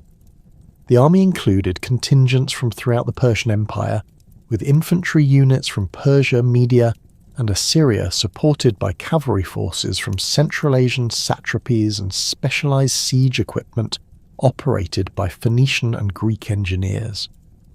Archaeological evidence from the Bosphorus crossing shows the remains of engineering works that supported the massive bridge constructed to transport this force into European territory. The construction of the Bosphorus Bridge required engineering capabilities that demonstrated Persian mastery of large-scale construction projects and their ability to coordinate the activities of skilled craftsmen from different parts of the empire. Archaeological investigations at the crossing site have revealed stone anchor points and wooden pier foundations that supported a pontoon bridge stretching nearly 2 kilometres across the strait. The precision of these engineering works, combined with the speed of construction reported by Greek sources, indicates the presence of experienced military engineers who had developed standardized techniques for rapid bridge building during previous Persian campaigns. The logistical preparations for the Scythian campaign involved the establishment of supply bases and communication networks that could sustain a large army operating far from Persian territory for extended periods. Archaeological evidence from sites along the invasion route shows the construction of fortified supply depots with standardized layouts that included granaries, armories, and stable facilities. These installations were positioned at regular intervals corresponding to daily march distances, creating a supply chain that could support the advance of the main army while maintaining secure lines of communication with Persian bases in Thrace. The Persian naval component of the invasion included a substantial fleet that paralleled the army's advance along the Black Sea coast, while maintaining communication with Persian bases and providing logistical support for land operations. Archaeological excavations at ancient harbours along the western Black Sea coast have revealed Persian period installations, including harbour works, storage facilities, and defensive positions that supported naval operations during the campaign. The presence of Persian-style pottery and metalwork at these sites indicates sustained occupation by Persian forces rather than temporary visits during the invasion. The Scythian strategic response to the Persian invasion demonstrated sophisticated understanding of the tactical advantages that steppe warfare provided against conventional armies operating far from their supply bases. Rather than attempting to defend fixed positions or engage in pitched battles that would favour Persian numerical superiority and siege capabilities, Scythian commanders implemented a coordinated withdrawal that drew Persian forces deeper into steppe territory while systematically destroying resources that could support the invading army. Archaeological evidence from settlements along the Persian advance route shows deliberate destruction of storage facilities, wells, and other infrastructure that could have aided the Persian logistical system. The famous Scythian retreat described by Herodotus involved the coordinated movement of entire populations, including their livestock, portable possessions, and military forces across hundreds of kilometres of steppe territory. Archaeological surveys of this withdrawal route have identified temporary campsites with standardized layouts that indicate centralized planning and coordination of the movement. These sites show evidence of organized activities including weapon maintenance, food preparation, and the care of horses and cattle, demonstrating that the Scythian retreat maintained military effectiveness while preserving the economic foundations of their society. The psychological impact of the Scythian withdrawal strategy created mounting pressure on Persian forces as they advanced into increasingly desolate territory, without encountering the decisive battle that Persian military doctrine required to achieve victory. The systematic destruction of water sources forced Persian forces to carry increasingly heavy supply loads, while their horses and pack animals suffered from inadequate forage in the devastated landscape. Archaeological evidence from Persian campsites shows the gradual abandonment of non-essential equipment as supply shortages forced commanders to prioritize essential military hardware over personal possessions and ceremonial objects. The guerrilla warfare tactics employed by Scythian forces during the Persian invasion represented a sophisticated adaptation of traditional steppe mobility to the specific challenges of confronting a large conventional army. Small Scythian units conducted continuous harassment attacks against Persian supply columns, isolated detachments and foraging parties, inflicting steady casualties while avoiding decisive engagements that could result in the destruction of irreplaceable Scythian forces. Archaeological evidence from ambush sites shows the careful selection of terrain that maximised the effectiveness of mounted archery, while providing escape routes that prevented Persian forces from surrounding and destroying Scythian raiding parties. The coordination of these guerrilla operations required communication systems that could relay information about Persian movements across vast distances while maintaining operational security against Persian intelligence gathering efforts. Archaeological evidence suggests that Scythian forces used signal fires, mounted messengers, and predetermined rally points to coordinate their activities without relying on vulnerable fixed communication lines. The effectiveness of these systems is demonstrated by the consistent pattern of Scythian attacks that targeted Persian vulnerabilities while avoiding prepared defensive positions. The Persian army's gradual deterioration during the extended campaign resulted from the cumulative effects of supply shortages, disease, and constant harassment that eroded both military effectiveness and morale. Archaeological evidence from Persian campsites shows increasing evidence of improvised repairs to equipment, the use of local materials to replace standard military hardware, and the abandonment of wounded soldiers and animals that could not maintain the pace of retreat. The presence of hastily constructed burial sites along the retreat route indicates mounting casualties from both combat and disease that weakened Persian military capabilities. The climactic phase of the campaign occurred when Darius finally received a Scythian embassy that delivered symbolic gifts including a bird, a mouse, a frog, and 5 arrows. This cryptic message, interpreted by Persian advisors as a challenge to battle or submission, actually represented a sophisticated psychological warfare tactic designed to increase Persian anxiety while concealing Scythian intentions. Archaeological evidence from the site where this exchange allegedly occurred shows the remains of a large Persian camp with defensive earthworks that indicate growing concern about Scythian attack capabilities.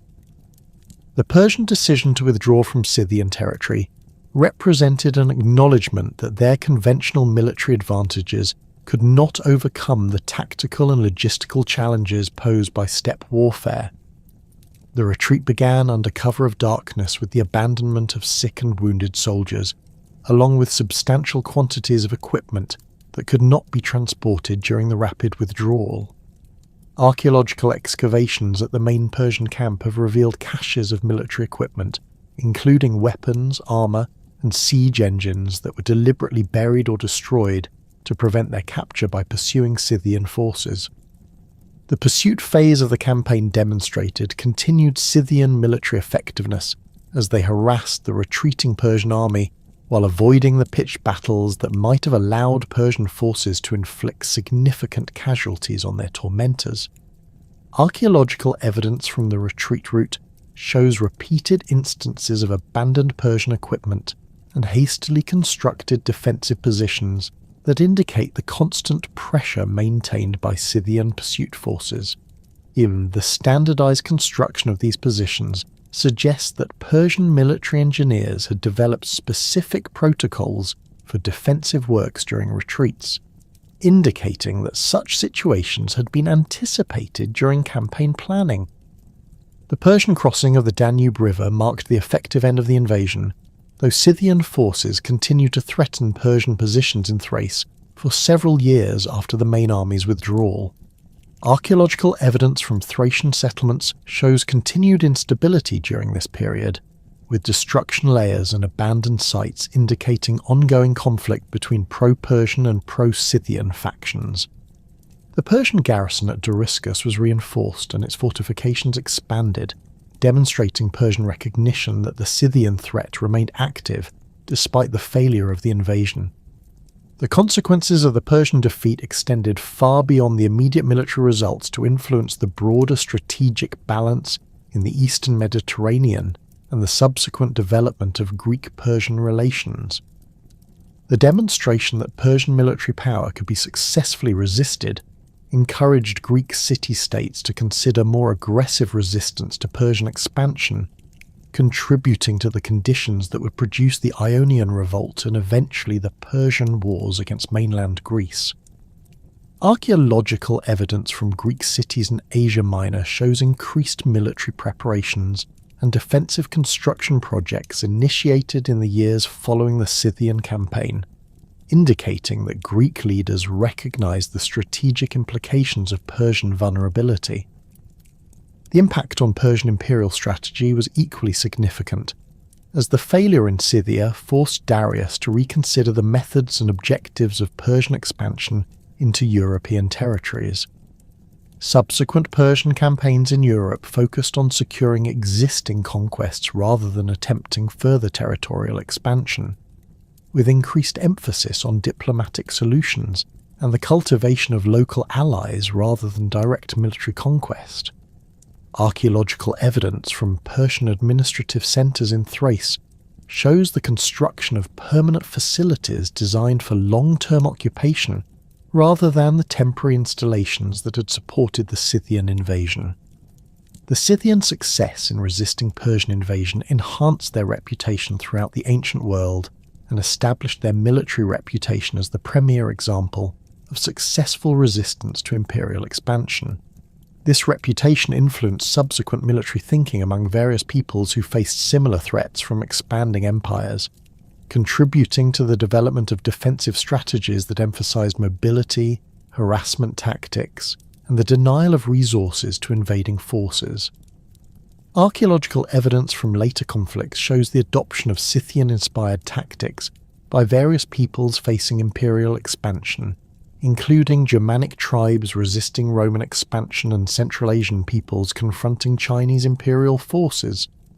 The economic consequences of the Persian invasion and its aftermath created new opportunities for Scythian trade and diplomatic relationships with Greek city-states and other Mediterranean powers. The demonstrated weakness of Persian control over their European territories made Greek cities more willing to engage in commercial relationships with Scythian tribes, leading to increased trade in grain, livestock and luxury goods. Archaeological evidence from Greek colonial cities shows expanded storage facilities and harbour improvements that supported increased commercial activity with Scythian territories during the decades following the Persian withdrawal. The Persian withdrawal from Scythian territories created unprecedented opportunities for direct Greek-Scythian diplomatic and commercial relationships that would fundamentally transform the political landscape of the northern Black Sea region. Greek colonial cities, previously caught between Persian imperial ambitions and Scythian territorial claims, found themselves uniquely positioned to serve as intermediaries in developing trade networks that connected Mediterranean markets with the vast agricultural and pastoral resources of the Pontic steppes.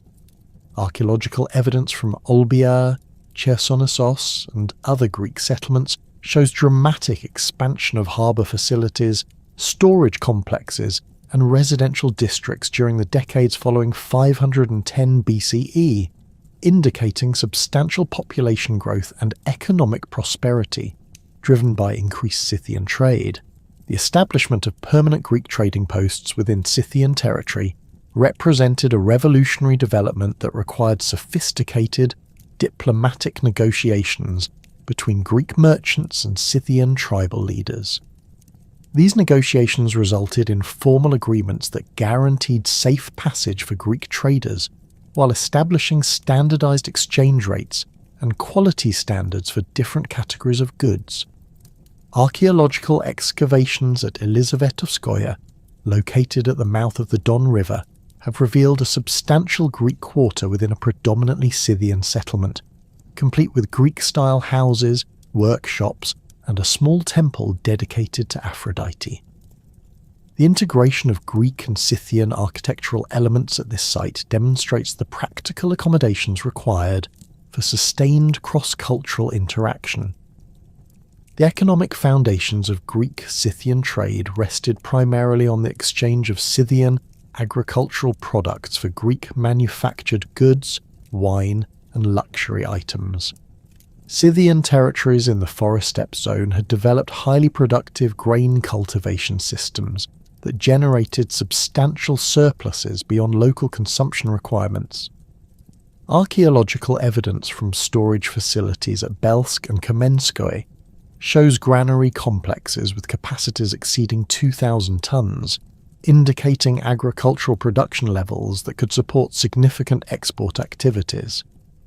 The standardized construction of these facilities, featuring raised floors, ventilation systems, and rodent-proof storage containers, demonstrates sophisticated understanding of grain preservation techniques necessary for long-distance trade. Greek merchants established permanent warehouses and processing facilities at strategic locations along major rivers that provided access to Scythian agricultural regions while maintaining communication with coastal trading centres. The site of Tanais, located at the confluence of the Don River and Sea of Azov, evolved from a small Greek outpost into a major commercial centre that served as the primary collection point for grain shipments from the eastern Scythian territories. Excavations have revealed extensive dock facilities capable of handling large grain ships, along with residential quarters that housed Greek merchants, Scythian traders, and the mixed heritage families that emerged from intermarriage between the two populations. The cultural exchange that accompanied commercial relationships produced distinctive artistic traditions that combined Greek technical skills with Scythian aesthetic preferences and symbolic systems. Greek craftsmen working in Scythian territories adapted their traditional techniques to create objects that satisfied local tastes, while maintaining the quality standards expected by wealthy Scythian patrons. The famous Scythian goldwork from the 4th century BCE shows clear evidence of Greek craftsmanship in the technical execution, particularly in the use of granulation and filigree techniques that required specialized training available only in Greek workshops. However, the iconographic programs of these pieces remained distinctively Scythian, featuring traditional animal motifs and mythological scenes that reflected indigenous cultural values. The Koloba diadem exemplifies this cultural synthesis, combining Greek goldworking techniques with Scythian artistic themes to create a masterpiece that satisfied both aesthetic traditions. The piece features intricate scenes of Scythian daily life rendered with the naturalistic attention to detail characteristic of Greek art, while maintaining the dynamic composition and symbolic content that defined Scythian visual culture. Archaeological analysis of the construction techniques shows the use of Greek tools and methods, including specialized punches for creating detailed relief work and soldering techniques that required precise temperature control. The presence of Greek workshop marks on some components indicates that portions of the diadem were manufactured in Greek colonial cities before final assembly in Scythian territory. The influence of Greek artistic traditions on Scythian material culture extended beyond luxury metalwork to encompass pottery, production, textile manufacture, and architectural decoration. Archaeological evidence from Scythian settlements shows the gradual adoption of Greek pottery forms and decorative techniques, particularly in vessels designed for wine consumption and ceremonial feasting. The presence of potter's wheels and kiln designs derived from Greek prototypes indicates technology transfer that improved the quality and efficiency of local ceramic production.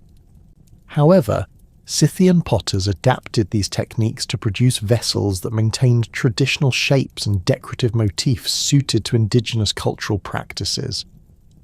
Greek influence on Scythian architectural practices resulted in the development of hybrid building styles that combined Greek structural techniques with traditional Scythian spatial organization and decorative preferences.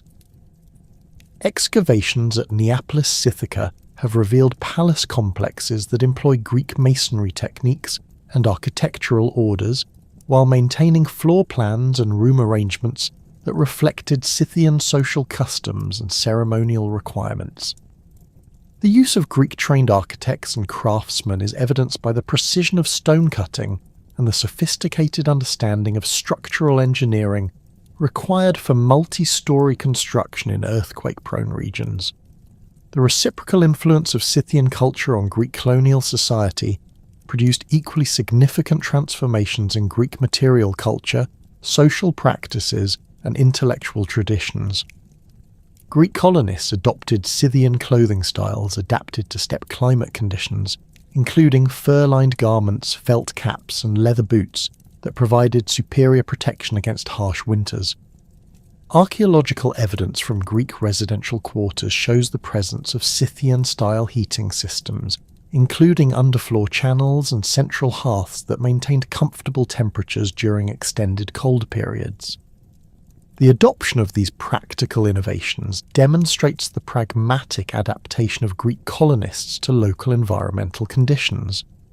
Greek ethnographic writing about Scythian society provided the foundation for anthropological thinking that would influence Western intellectual traditions for centuries. Herodotus's detailed descriptions of Scythian customs, religious practices, and social organization represented the first systematic attempt to document and analyze a non-Greek culture using observational methods and critical evaluation of sources.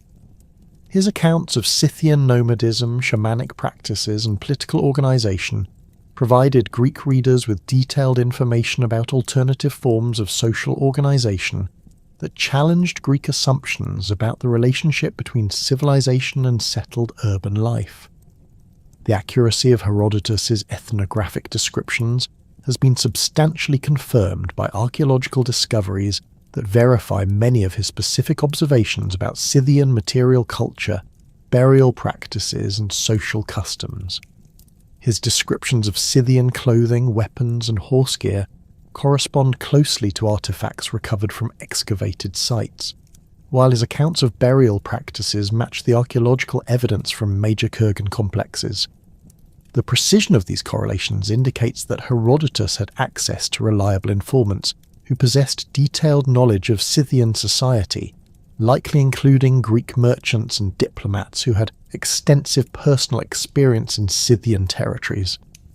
The impact of Scythian culture on Greek intellectual development extended beyond ethnographic description to influence Greek concepts of geography, natural history, and political theory. Greek geographers incorporated Scythian geographical knowledge into their mapping of northern territories, including information about river systems, mountain ranges, and climate patterns that extended Greek understanding of the inhabited world far beyond the Mediterranean basin. Scythian knowledge of Central Asian trade routes provided Greeks with their first detailed information about the eastern limits of the Eurasian continent and the peoples who inhabited those distant regions. The development of the Bosporan Kingdom during the 5th century BCE represented the most successful example of Greek-Scythian political integration, creating a hybrid state that combined Greek urban civilization with Scythian territorial control and military organization. the kingdom emerged from the Greek city-states of Pantikapaeum and Phanagoria, which gradually extended their authority over surrounding Scythian territories through a combination of military conquest, diplomatic alliance, and intermarriage between Greek and Scythian elite families. Archaeological evidence from the capital at Pantikapaeum shows the construction of monumental architecture that combined Greek and Scythian design elements, including palace complexes with throne rooms decorated in both Greek and Scythian artistic styles. The Bosporan rulers adopted titles and ceremonial practices that acknowledge both their Greek heritage and their authority over Scythian subjects. Inscriptions from the 4th century BCE describe Bosporan kings as Archon of the Bosporans and King of the Scythians, Toretians, Dandarians and Scythians, indicating formal recognition of their rule over specific Scythian tribal groups. The adoption of Scythian royal regalia alongside Greek ceremonial objects demonstrates the hybrid nature of Bosporan political culture, which required the integration of different legitimacy systems to maintain authority over diverse populations. The economic success of the Bosporan kingdom derived primarily from its role as an intermediary in the grain trade that connected Scythian agricultural production with Athenian and other Greek markets. The kingdom controlled the sea routes through the Kerch Strait that provided the most efficient transportation corridor between the Sea of Azov and the Black Sea, allowing Bosporan authorities to levy taxes on grain shipments while providing security services that protected merchant vessels from piracy. Archaeological evidence from harbour facilities at Pantikapaeum shows the construction of specialised grain handling equipment, including mechanical hoists and standardised storage containers that increase the efficiency of bulk cargo operations. The scale of Bosporan grain exports to Athens during the 4th century BCE reached enormous proportions that supplied a substantial percentage of Athenian food requirements. Athenian inscriptions record annual grain imports from the Bosporan kingdom exceeding 400,000 medimnoi, equivalent to approximately 16,000 tons of wheat and barley, that fed roughly 80,000 people for an entire year. The reliability of these grain shipments became crucial to Athenian food security, leading to formal diplomatic relationships that included mutual defence agreements and preferential trading arrangements that protected Bosporan interests in exchange for guaranteed grain supplies. The diplomatic relationships between Athens and the Bosporan kingdom involved complex negotiations that balanced Athenian food security requirements with Bosporan political autonomy and commercial interests. Athenian honours granted to Bosporan rulers included citizenship rights, tax exemptions, and military support that demonstrated the strategic importance of the grain trade relationship. Archaeological evidence from Athens shows the construction of specialised facilities for receiving and distributing Bosporan grain, including the Piraeus granaries that could store sufficient supplies to sustain the city during temporary interruptions in shipping caused by weather or political conflicts. Scythian participation in broader Mediterranean politics extended beyond their relationships with individual Greek city-states to encompass involvement in major conflicts that shaped the political development of the Greek world. During the Peloponnesian War, Scythian archers served as mercenaries in Athenian forces, providing specialised military capabilities that complemented traditional Greek hoplite tactics. Archaeological evidence from battlefields shows the presence of Scythian-type arrowheads at sites including Pylos and Syracuse, indicating the widespread employment of Scythian military specialists throughout the Greek world during this period. The reputation of Scythian military effectiveness led to their recruitment by various Greek states seeking to gain tactical advantages over their enemies. Scythian mounted archers provided mobility and firepower that proved particularly effective against traditional Greek phalanx formations, forcing Greek military leaders to develop new tactical approaches that could integrate different fighting styles within unified command structures. The presence of Scythian military advisors in Greek armies introduced steppe warfare concepts that influenced the development of Greek cavalry tactics and siege warfare techniques. The diplomatic relationships that developed between Scythian rulers and Greek city-states involved formal embassy exchanges that established protocols for ongoing political communication and conflict resolution. Archaeological evidence from Greek cities shows the construction of specialized facilities for housing foreign diplomats, including quarters designed to accommodate the distinctive lifestyle requirements of Scythian ambassadors and their retinues. These diplomatic facilities included stables for horses, storage areas for traditional Scythian equipment, and ceremonial spaces where diplomatic banquets could be conducted according to Scythian customs. Greek diplomatic missions to Scythian territories required careful preparation and cultural sensitivity to navigate the complex social and political structures of Scythian society. Greek ambassadors needed to understand Scythian ceremonial requirements, gift-giving protocols, and the hierarchical relationships between different tribal leaders to conduct successful negotiations. Archaeological evidence from Greek colonial cities shows the stockpiling of goods specifically selected for diplomatic gifts, including high-quality wine, olive oil, and manufactured items that were valued by Scythian elites while demonstrating Greek craftsmanship and cultural sophistication. The legal frameworks that governed Greek-Scythian relationships required the development of new judicial procedures that could resolve disputes involving parties from different cultural and legal traditions. Greek cities established special courts with jurisdiction over cases involving Scythian plaintiffs or defendants, while Scythian authorities created parallel institutions that could handle legal matters involving Greek residents in Scythian territories. Archaeological evidence from court buildings shows the construction of facilities designed to accommodate different legal procedures, including spaces for oath-taking ceremonies that satisfied both Greek and Scythian requirements for valid legal testimony. The marriage alliances that developed between Greek and Scythian elite families created kinship networks that facilitated political cooperation and commercial relationships across cultural boundaries.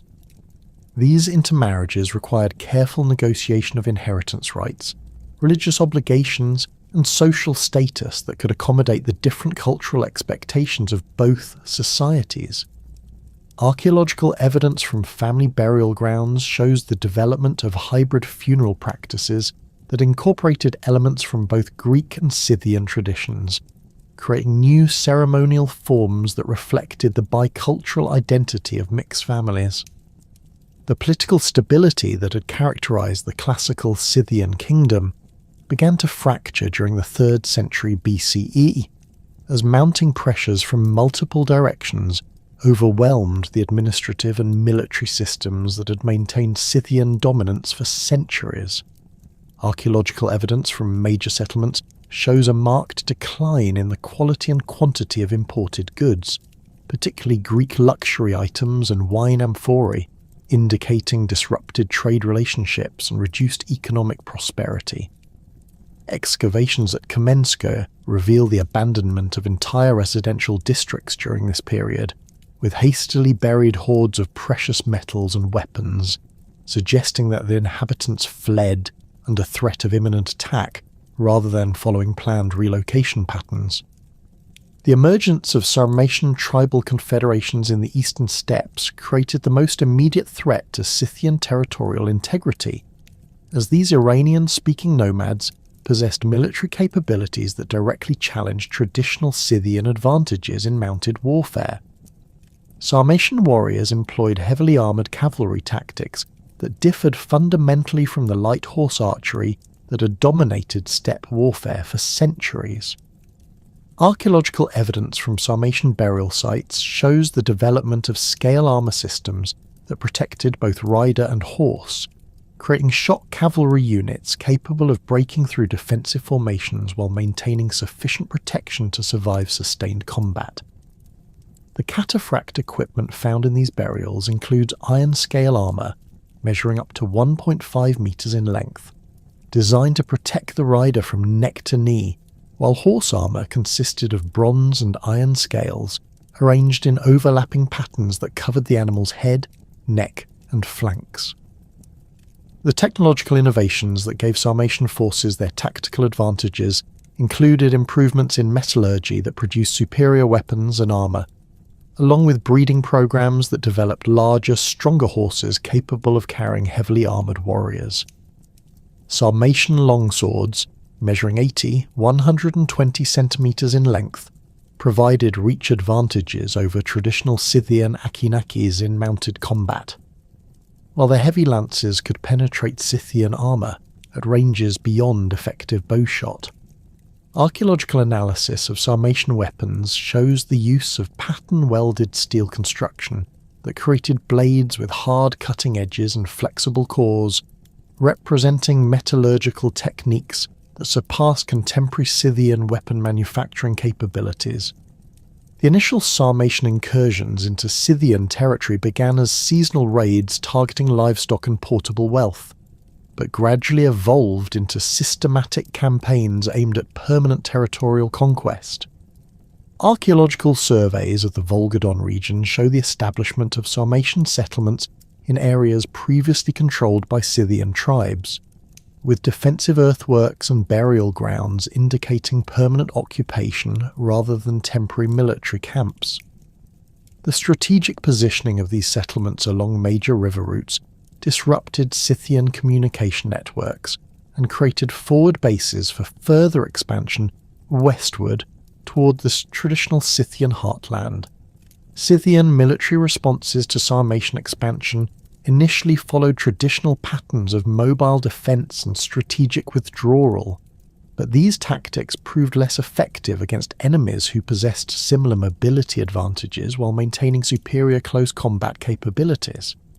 Archaeological evidence from battlefield sites dating to the mid-3 RD century BCE shows the remains of Scythian forces that attempted to engage Sarmatian cavalry in direct combat, with weapon distributions indicating unsuccessful attempts to counter heavy cavalry charges using traditional archery tactics.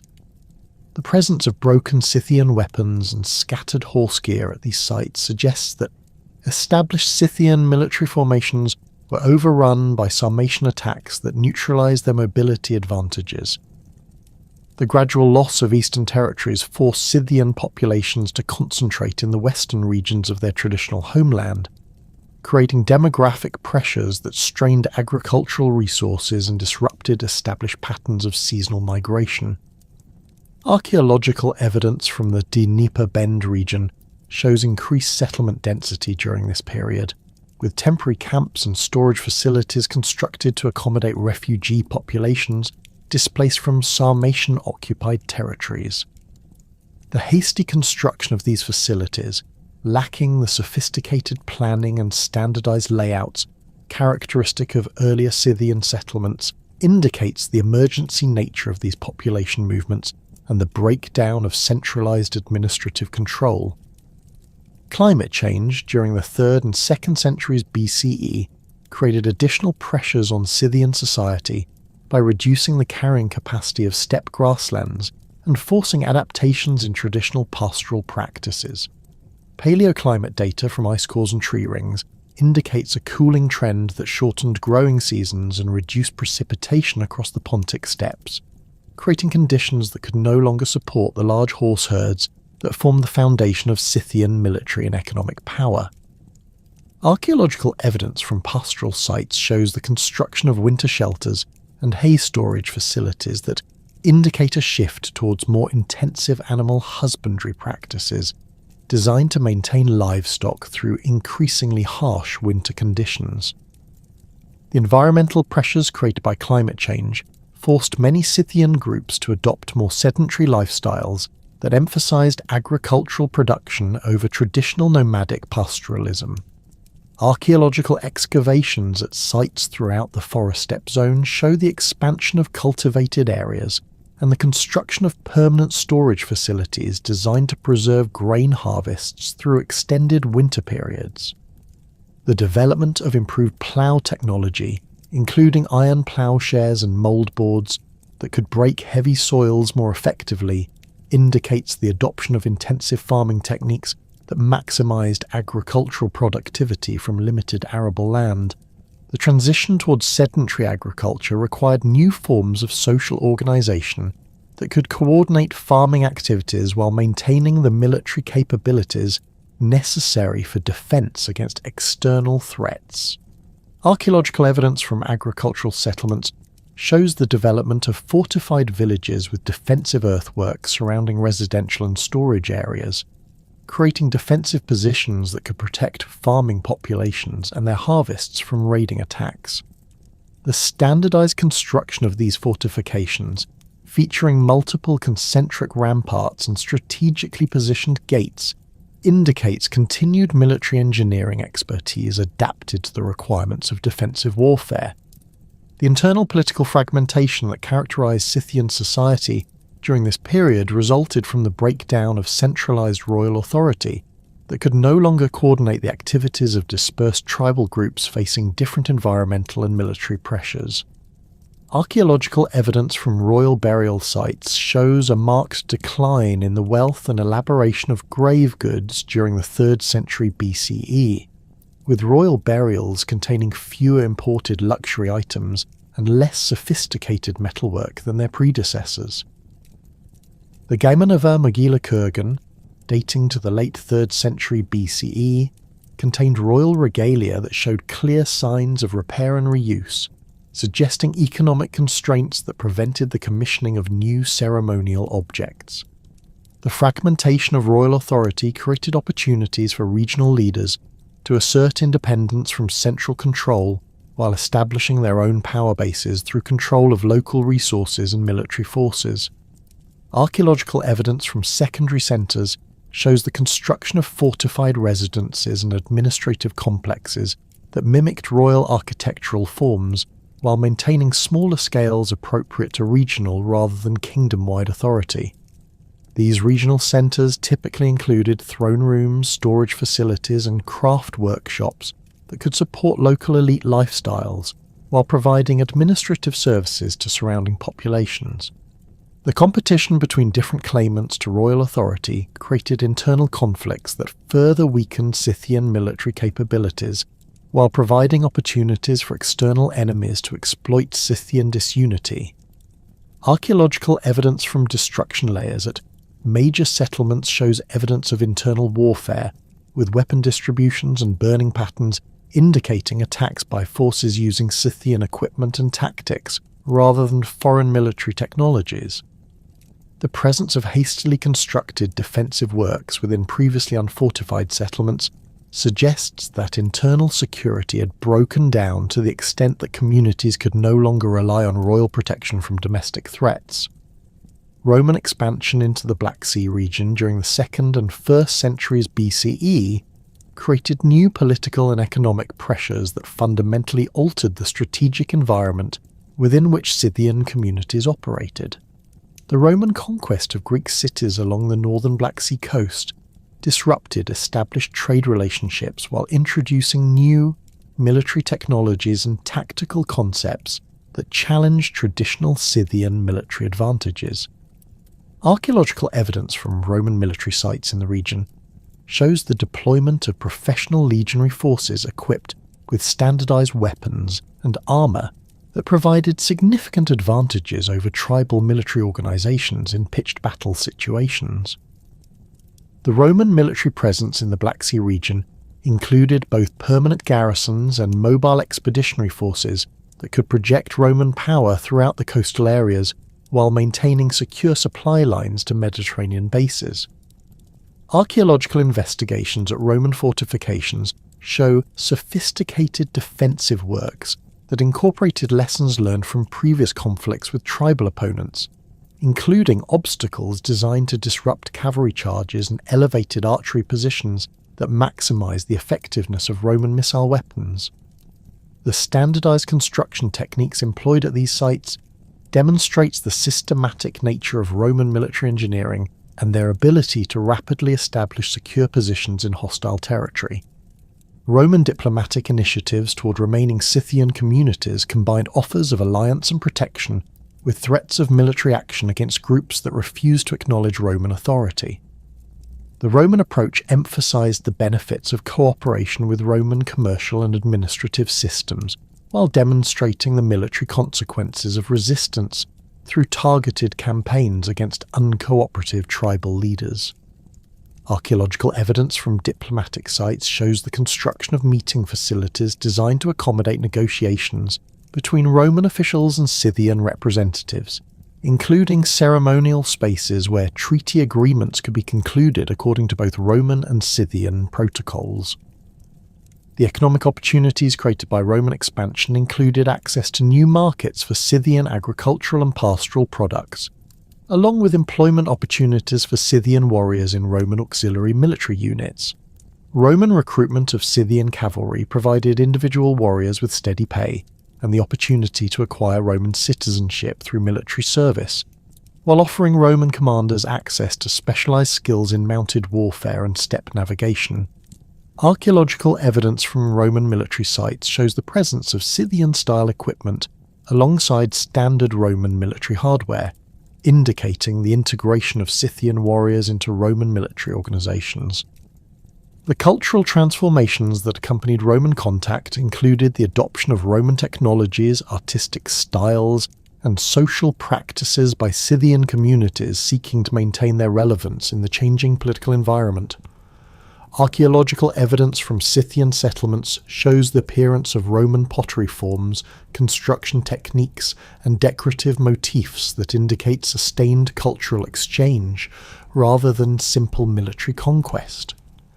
The presence of Roman coins in Scythian burial contexts suggests the adoption of monetary systems that facilitated commercial relationships with Roman merchants and administrators. The survival strategies employed by different Scythian communities varied according to their geographical location, economic resources, and political relationships with neighbouring powers.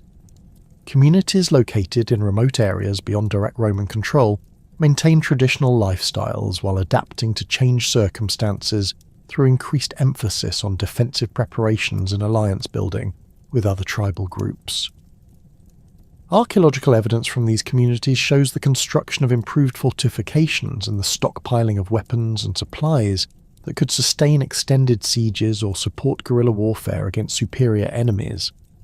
The Scythian communities that chose accommodation with Roman authority developed hybrid political structures that maintained traditional leadership patterns while acknowledging Roman supremacy and participating in Roman administrative systems. These communities typically retained their tribal organization and customary laws while accepting Roman oversight of external relations and military affairs. Archaeological evidence from these accommodated communities shows the construction of public buildings and ceremonial spaces that combine traditional Scythian architectural forms with Roman decorative elements, creating visual symbols of their bicultural political identity. The preservation of Scythian cultural identity during this period of political transformation required conscious efforts to maintain traditional practices, beliefs, and artistic traditions despite external pressures for assimilation into Roman or Sarmatian cultural systems. Archaeological evidence shows the continued production of objects decorated in traditional Scythian animal-style motifs, though executed with reduced technical sophistication and using less expensive materials than earlier examples. The persistence of traditional burial practices, including horse sacrifices and the deposition of weapons and personal ornaments, indicates the maintenance of religious beliefs and social customs that defined Scythian cultural identity. The gradual absorption of Scythian populations into successor cultures occurred through intermarriage, military service, and economic integration that created new hybrid identities while preserving selected elements of traditional Scythian culture. Archaeological evidence from late Scythian sites shows increasing diversity in material culture that reflects the influence of multiple cultural traditions, including Sarmatian, Roman, and Greek elements, alongside traditional Scythian forms. The presence of mixed burial practices and hybrid artistic styles indicates the emergence of new cultural identities that incorporated Scythian heritage while adapting to changed political and social circumstances. The systematic excavation of major Scythian burial complexes beginning in the 18th century has revolutionized scholarly understanding of this ancient civilization, revealing the sophisticated material culture and complex social organization that lay beneath the surface of classical literary accounts. The Soloka kurgan, discovered in 1912 near the Dnieper River, exemplifies the wealth of information contained within these monumental burial mounds. Excavations revealed a complex of burial chambers, containing the remains of a Scythian king and his retinue, accompanied by over 400 gold objects, including pectorals, arm rings, and decorative plaques that demonstrate the extraordinary skill of Scythian goldsmiths. The central burial chamber, constructed with massive stone slabs and sealed with clay, had remained intact for over 2 millennia, preserving organic materials including leather, wood, and textiles that rarely survive in other archaeological contexts. The goldwork recovered from Soloka displays the full sophistication of the Scythian animal style, with intricate depictions of predator-prey relationships rendered in microscopic detail. The famous gold comb from the site features a combat scene between Scythian warriors, with individual figures measuring less than 3 centimeters in height, yet displaying anatomically accurate details including facial features, weapon decorations, and horse equipment. The technical execution required specialized tools, including fine-pointed gravers, miniature hammers, and magnifying lenses that allowed craftsmen to work at scales approaching the limits of human visual acuity. Chemical analysis of the gold reveals consistent purity levels and trace element signatures that indicate centralized production facilities supplied raw materials to workshops throughout Scythian territory. The Chertomlik kurgan, excavated between 1862 and 1863, contained burial goods that illuminate the international connections of the Scythian elite during the 4th century BCE. The silver amphora discovered in the main burial chamber bears Greek inscriptions identifying its manufacturer as Nikeas of Athens, while the vessel's decorative program depicts scenes from Scythian daily life executed by Greek artisans working to Scythian specifications. The amphora's capacity of 73 litres, combined with wine residue analysis, indicates its use in ceremonial banquets that accompany diplomatic negotiations and alliance formations. The presence of similar vessels in contemporary burials across the Black Sea region suggests standardized diplomatic protocols that governed elite interactions throughout the Scythian cultural sphere. Archaeological investigations at Pazyryk in the Altai Mountains, though associated with the related Pazyryk culture rather than the Pontic Scythians, have provided unprecedented insights into organic materials and technologies that were shared across the broader Scythian cultural complex. The permanently frozen conditions at these high-altitude sites preserved complete examples of felt carpets, leather clothing, and wooden furniture that demonstrate the sophisticated craftsmanship applied to everyday objects. The famous Pazyryk carpet, measuring 1.83 by 2.00 meters, contains over 1 million knots per square meter and displays complex geometric patterns interspersed with animal motifs that reflect broader steppe artistic traditions. The technical analysis of this carpet reveals the use of specialized tools, including fine metal combs and tensioning devices that maintained consistent knot density throughout the weaving process. The discovery of tattooed human remains at Pazyryk provides direct evidence for body modification practices that were likely common throughout Scythian society, but rarely preserved in archaeological contexts. The elaborate tattoos covering the arms and torso of the preserved male burial include stylized animal figures and geometric patterns that mirror the decorative motifs found on metalwork and textiles. The technical execution of these tattoos required specialized needles and pigments that created permanent designs capable of maintaining their clarity for over 2 millennia under frozen conditions. The symbolic content of the tattoo designs suggests that body modification served both decorative and spiritual functions, marking the bearer's social status while providing protection through supernatural animal spirits. The fortified settlement at Belsk represents the largest known Scythian urban centre, covering approximately 4,400 hectares within massive earthwork fortifications that required the coordinated labour of thousands of workers over multiple construction seasons. Archaeological surveys have identified distinct functional zones within the settlement, including residential areas, craft production districts, and ceremonial spaces that accommodated the diverse activities of a major administrative centre. The metallurgical quarter contains over 60 ironworking furnaces, along with specialised facilities for bronze casting, indicating industrial-scale production that supplied weapons and tools throughout the western Scythian territories. The standardised construction of these furnaces, featuring consistent dimensions and ventilation systems, demonstrates sophisticated understanding of metallurgical processes and quality control procedures. Excavations at Neapolis Sithica in the Crimean Peninsula have revealed architectural evidence for the evolution of Scythian political organisation during the Hellenistic period. The palace complex, constructed during the 3rd century BCE, combines traditional Scythian spatial arrangements with Greek architectural techniques and decorative elements. The throne room features a raised dais constructed with precisely cut limestone blocks, while the walls display frescoes depicting Scythian royal ceremonies executed in a style that blends Greek naturalistic techniques with indigenous iconographic traditions. The presence of Greek inscriptions alongside Scythian royal titles indicates the bilingual nature of late Scythian administration and the cultural synthesis that characterised this transitional period. The defensive systems at Neapolis Sithica demonstrate the adaptation of Scythian military engineering to the requirements of siege warfare during the Hellenistic period.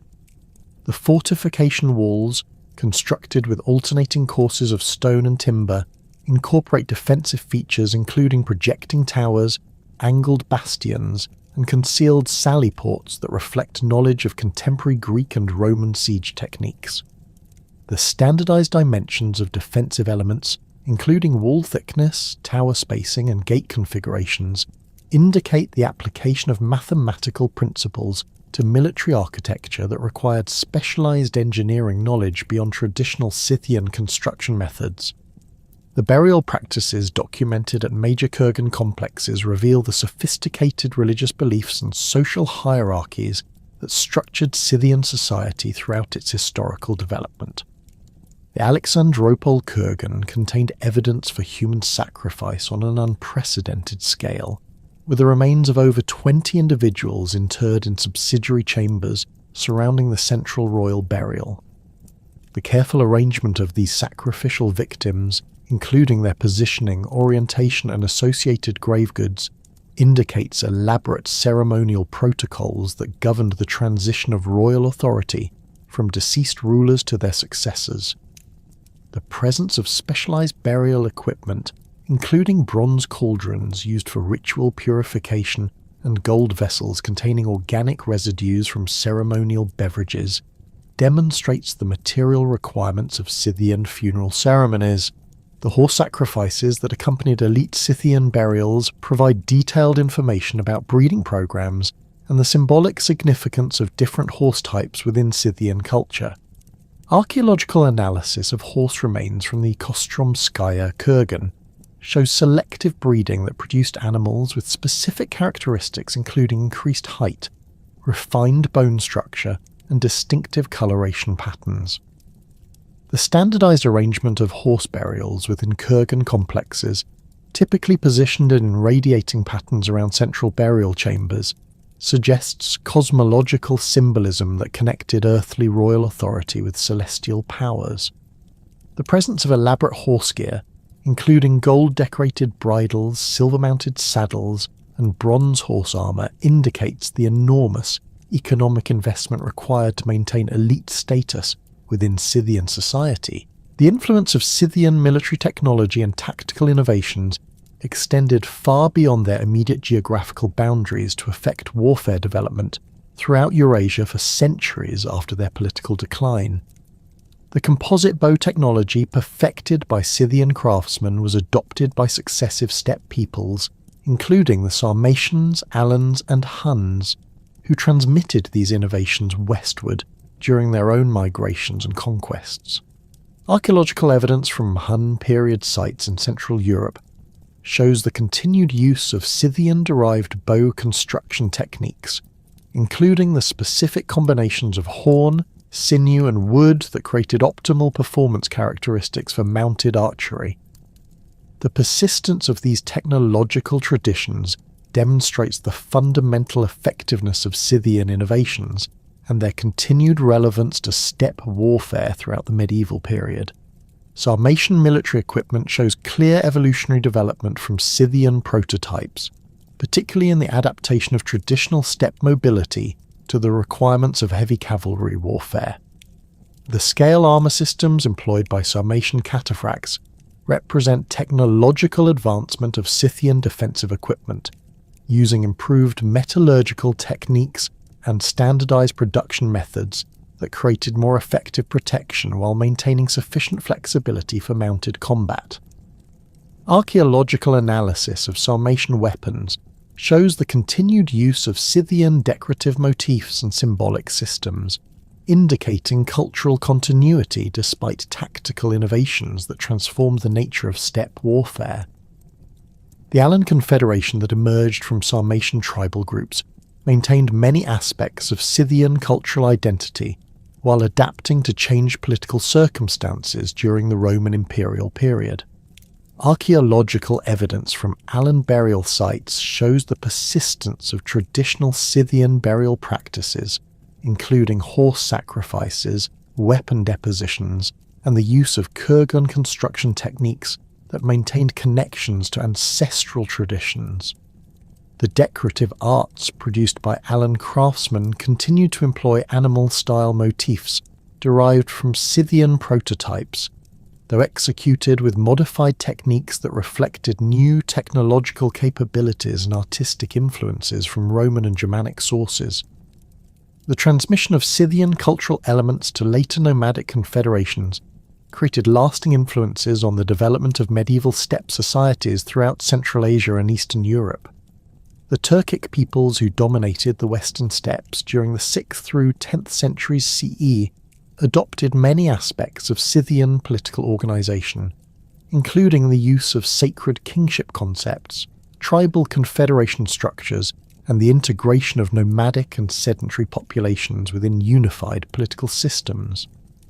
Archaeological evidence from Turkic royal burials shows continued use of Scythian-derived ceremonial practices, including the deposition of gold regalia, horse sacrifices, and the construction of monumental burial mounds that maintained visual connections to ancient Scythian traditions. The artistic traditions established by Scythian craftsmen continued to influence decorative arts throughout the medieval period, with animal-style motifs appearing in the metalwork, textiles, and architectural decoration of successive steppe cultures. The technical innovations developed by Scythian goldsmiths, including granulation, filigree, and cloisonne techniques, were transmitted through craft guild traditions that maintained specialized knowledge across generations of artisans. Archaeological analysis of medieval metalwork from sites throughout Eastern Europe and Central Asia shows the continued application of these techniques to produce objects that maintained aesthetic connections to Scythian prototypes while serving the ceremonial requirements of later political systems. Modern scholarly debates about Scythian identity reflect the complex relationships between archaeological evidence, literary sources, and contemporary theoretical approaches to ancient ethnicity and cultural identity.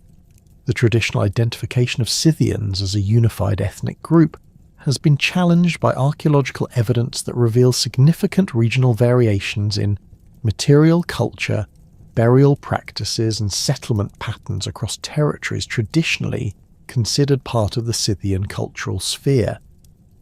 These variations suggest that Scythian identity may have represented a political and cultural affiliation rather than a simple ethnic designation encompassing diverse populations who shared certain technological, artistic, and social practices while maintaining distinct local traditions.